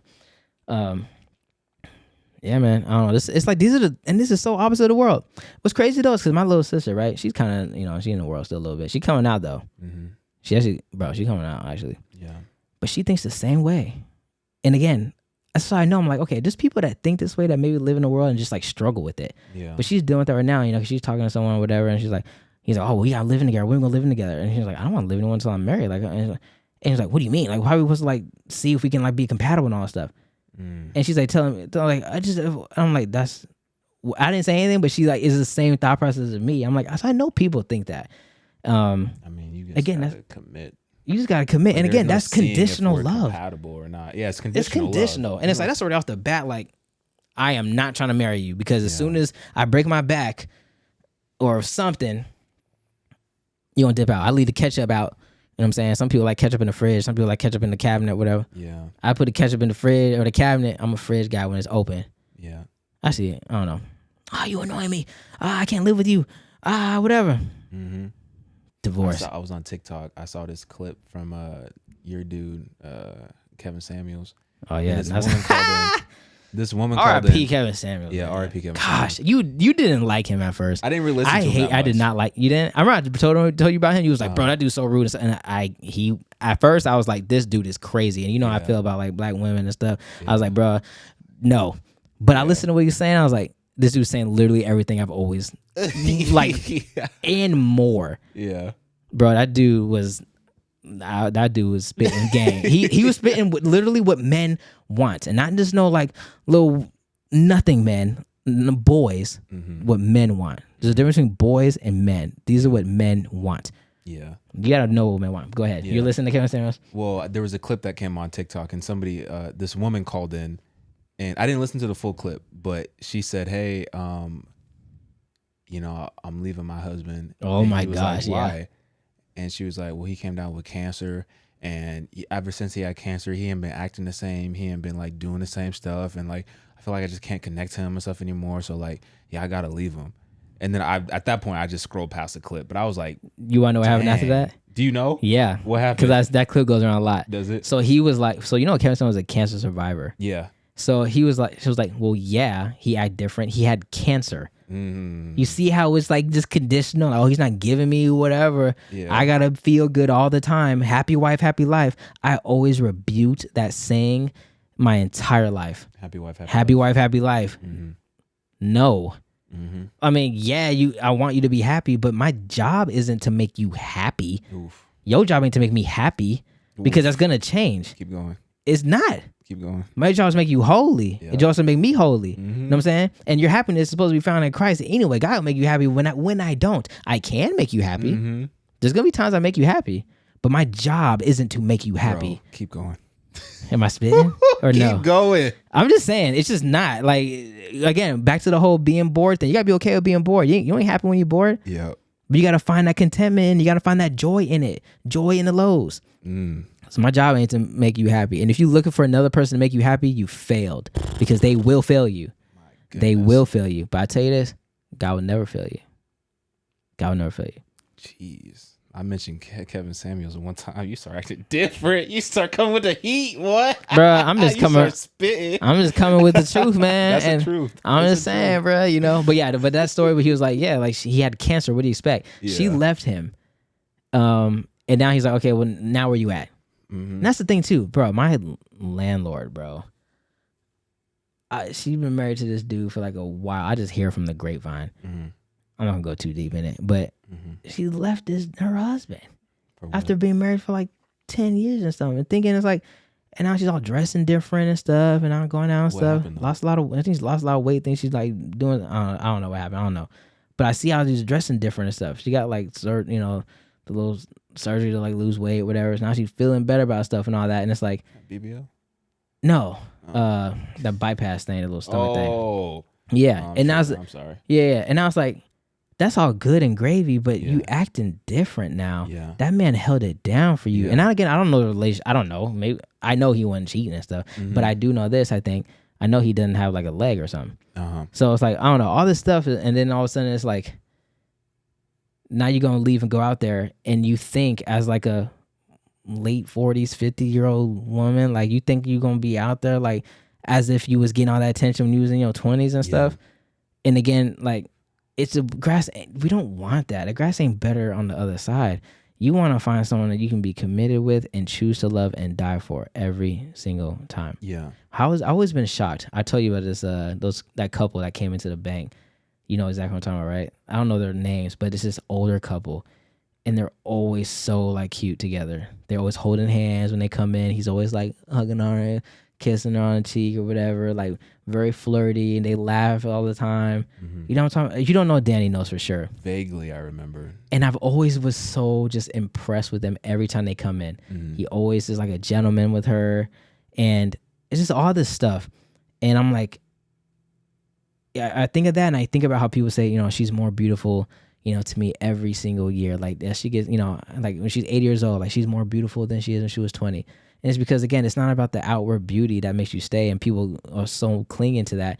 It's who you are inside and the actual like qualities that make you beautiful. And that's what I had to learn, because, you know, I've always had a type, man, and you know my type. You know my type. And just about. Yeah, you know my type.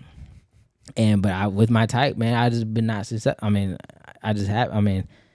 But when you find someone that's like, whoa, didn't see this coming, this is not even my type, but then it's like, oh, now it's actually good. It's like it's better, the best place I've ever been in, you know, because it's rooted in the Lord, number one, and then just, I don't know. I mean, every relationship has flaws and stuff, but it's interesting though, like assuming that the relationship wasn't like abusive and like just right. Oh yeah, and just like we gotta leave a space for that. yeah. But it's interesting, like in the situations where maybe it could have been repaired.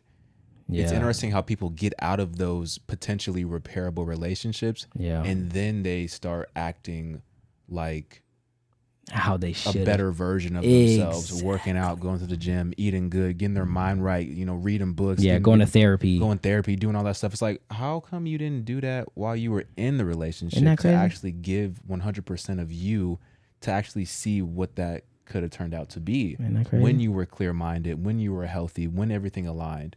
I don't know. Maybe that would have inspired the other person to do the same thing. Exactly. And then y'all could have really saw what you had. Exactly. You know, 100%. That's in the Bible, actually. Is it? Yep. It says something about. Actually, my girlfriend gave me this verse a long time ago. It says when you are it's something about when you continue to do good. Though that's actually heaping hot coals on people's head. So I have to pull it up, but like, those acts, like if you're not, because people always think like, oh, he ain't did this for me, or she ain't did this for me, so that's why I left, blah, blah, blah. And it's like, okay, you made a commitment though to God, so why don't you stay and why don't you do what you're supposed to do? Now, I don't know if that's always going to change everyone's hearts, but that does have a place where it definitely possibly could, because I can't let if I'm just a normal human being, I'm not gonna let another person that's constantly like I'm treating like garbage, as far as like I'm not talking to or whatever, and you're still being an amazing like wife or something to me. I would think, I don't know if this is the case, because I know some people manipulate people and they abuse people and they keep it going and all that, and it's just in a bad situation. But at that point, that person's a narcissist, and you should have probably, I don't know. But that'll make you be like, oh, what am I doing? Like, we had love, and if I genuinely have love and I want a relationship to work, and now I'm just in a funk and I'm just like low and I'm just like in a mood where I'm like distant from you, like that type of like thing, if it happens, when someone's doing that and loving on you, it lifts you up. Literally an apology, bro. A genuine apology like I'm gonna be honest, like a lot of women don't. It seems like they don't take accountability.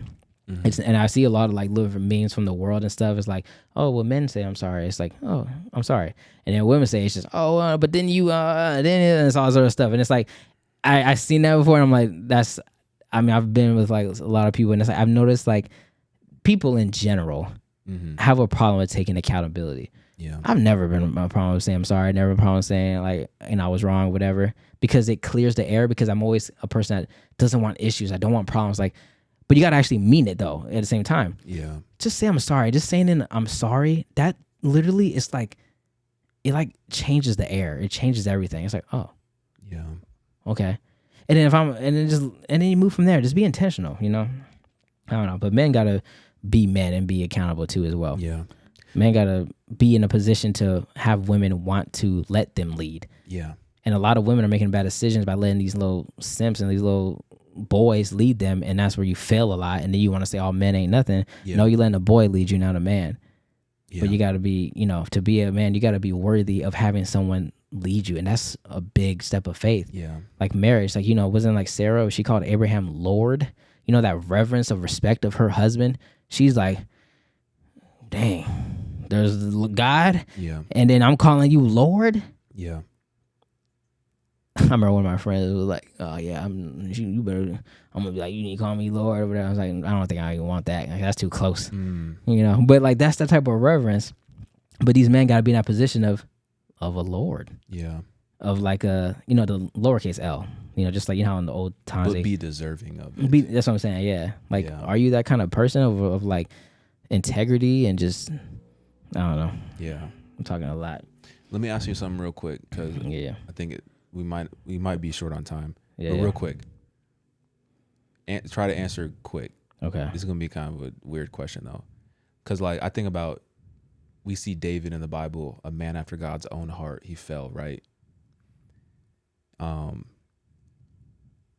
into infidelity and things of that nature, right? If you're married,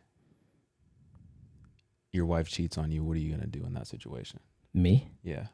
Man, that's So I got a lot of different ways of thinking about this, but to make it short and quick, I don't even know.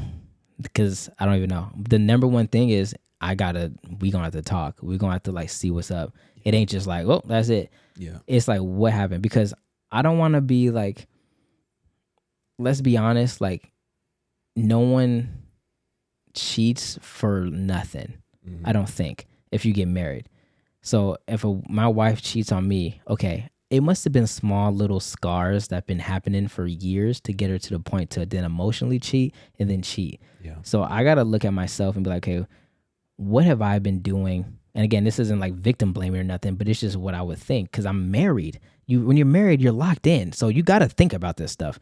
It ain't just like whatever. But if I would just say you can leave for like that type of stuff. Yeah. And that's going to be on my mind too.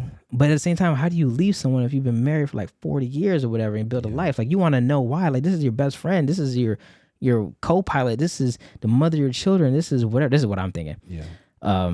When it's harder to just leave. Like right now, if I was dating someone they cheat, bye, or lie to me, bye. Like, like I don't know. But when you're married, it's different. Yeah. So I would wonder why and stuff.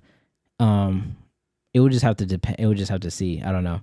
I've always been someone because I've been lied to, like in relationships and stuff. Yeah. And just in general, but like when you eventually tell the truth and stuff, it's always like, honestly, thank you for telling the truth. Like, thank you, because it's hard at times to tell the truth, and I respect that you did, and then just keep it covered up.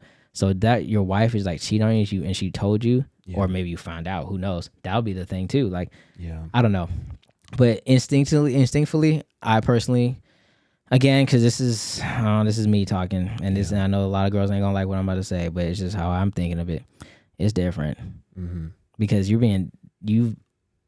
it's different for men and women cheat, but I don't know. I don't think women necessarily cheat just to like get the physical itch gone. It's I think it's a little more emotional with that.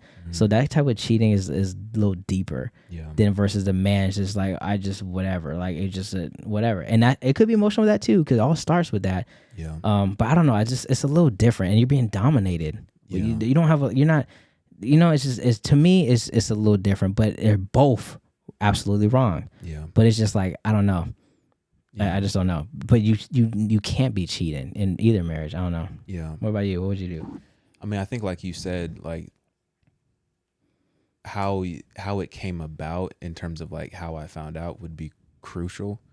Because if it's like you came to me and you came clean and you were honest about it, okay, let's get to the root cause of it and let's try to figure this out. And maybe we could potentially salvage it. Because at the end of the day, like, I don't want to lose my wife. I don't want to lose my family. I don't want to split my family and,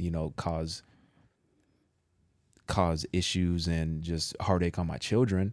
So if it's something that can be repaired and we can figure it out, then let's figure it out. But if I found out about it and confronted you about it, it's going to be different, because it's going to be like, well, if I would have never found out about it, how long would have this continued behind my back? And watch how when you confront her about it, how she responds. Yeah. Well, you didn't do this. You didn't talk to me, and you made me feel, and all. Bro, that's the stuff to make you like go crazy. Yeah. So all that is a play too. They but start justifying and like stuff. Okay. And again, that's where you really got to be careful when you dating these people. You got to find how they react with certain things. Yeah. And it's some things, man, it makes you want to like wait for a while. Like, okay, let me wait and just see if this is what I'm seeing is. Let me pray, because those characteristics, I don't know. Sometimes I don't. That's just, you need to see that for yourself. Yeah. The manipulative stuff. Yeah. And guys will be manipulating these women, man, and be like, I don't know, man. But women be doing that stuff too. I don't know. But yeah, like you said, if I had to like find out how long would I left it going, and if you are like justifying it, arguing and starting a fight, like I'm the one hurt right now. That's why I don't like when I'm like in relationships and stuff too. And it's like, I'm the one hurt, but yeah, you have a problem with the fact that I'm hurt. Yeah. That's a big tell sign too. Yeah. And I can't tell you how I feel or whatever. Like, but to be honest with you, in either scenario, it would take a lot for me to leave. Oh, okay. Because like the family aspect of it is something that I'm thinking about. And if it's something that can potentially be repaired, I would try for a certain amount of time to make it work. That's good. But the thought of it is definitely going to be in the back of my head. I think that's what's going to mess me up ultimately. Literally forever. And if I could try to get past that, I would try to get past that and try to love unconditionally in that context. But it would be difficult. I really don't know what I would do in that situation. Yeah. It literally would take the Lord, because the Lord can definitely remove that. Yeah. It'll be in the back of your mind forever, but the Lord can give you peace through all that. Take it out and give you like peace with that. And the thing is, you've seen it happen. Like I've seen it. Like at our church, they have these two marriage counselors. They both cheated, both of them. And they both were like amazing marriage counselors. So this was years ago. I've seen it, and it makes your marriage stronger when you come back. Again, those wounds and stuff, when you come back from certain things, it makes you strong. And that type of wound is, I don't know. But again, like you said, like I'm also in a different perspective, you know. But I don't also have the kids. pride in me is like, I don't gotta stick around for this. So, okay. So that's what I'm saying. I feel that. But that's crazy, because to me, it's not the pride. It's now there's no trust. Like that trust will be hard to bring back. Yeah. Because for me, and it will be pride a little bit, I guess, too. Like, man, somebody got on top of my wife. Like, you know what I'm saying? Like, but deeper than that is it's you. Because I don't care about like all this social media and she didn't post me, he didn't post me, and all that stuff. Like, bro, it's about what you doing. And do I trust you? And if you find things out like this and it's like there's no trust, and that's gonna be hard to repair, despite what it is. Like, you kept this from me, and on top of that, you physically did something. Like, no, it would be hard to repair. Yeah. Especially since, and again, it's different from guys and girls, because again, from a man's perspective, I'm providing a place for you. I'm, just like how, God goes to prepare a place for us. Like, in the Bible, the men would leave to go and prepare a place in their father's house or even their own house, and then bring the bride. So I'm making this place. I'm working my butt off for you. I'm doing all that stuff for you. I'm making you like this, and then you do that for me. Like,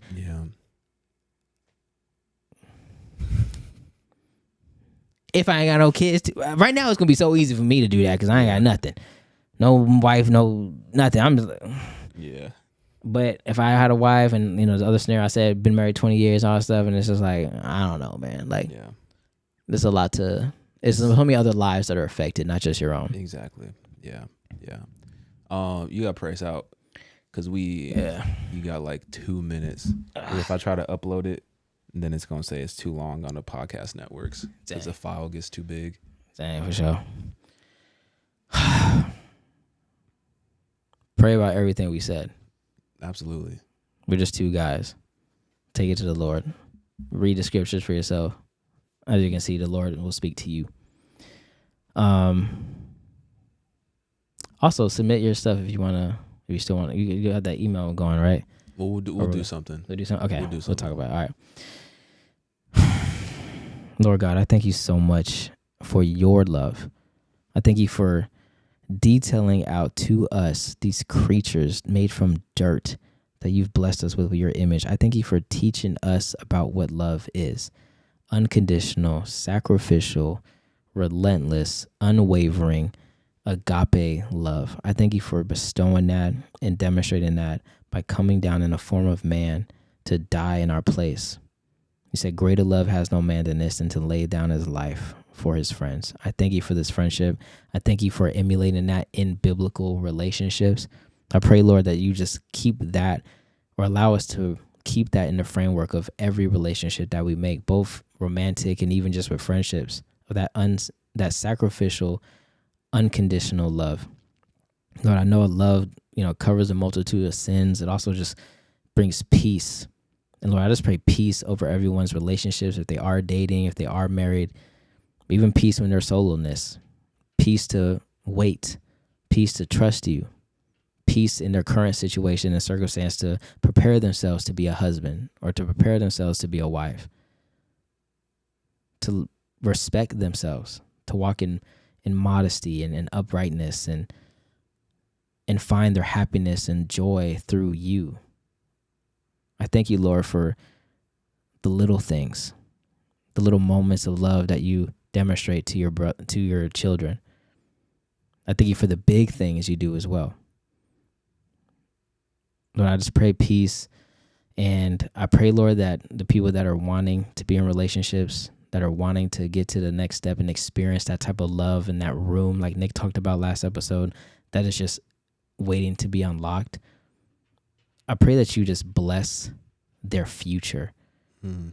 You're a God you're the first and the last, the beginning and the end. You're in the future, you're in the present. You're all encompassing. I pray you just bless their future now, and I pray for their individual futures right now as they're preparing in the present. I love you, Lord, and I thank you. I thank you. It's in Jesus' name we pray. Amen. Amen, y'all. Appreciate y'all listening to the He Is podcast. Oh no, episode 2.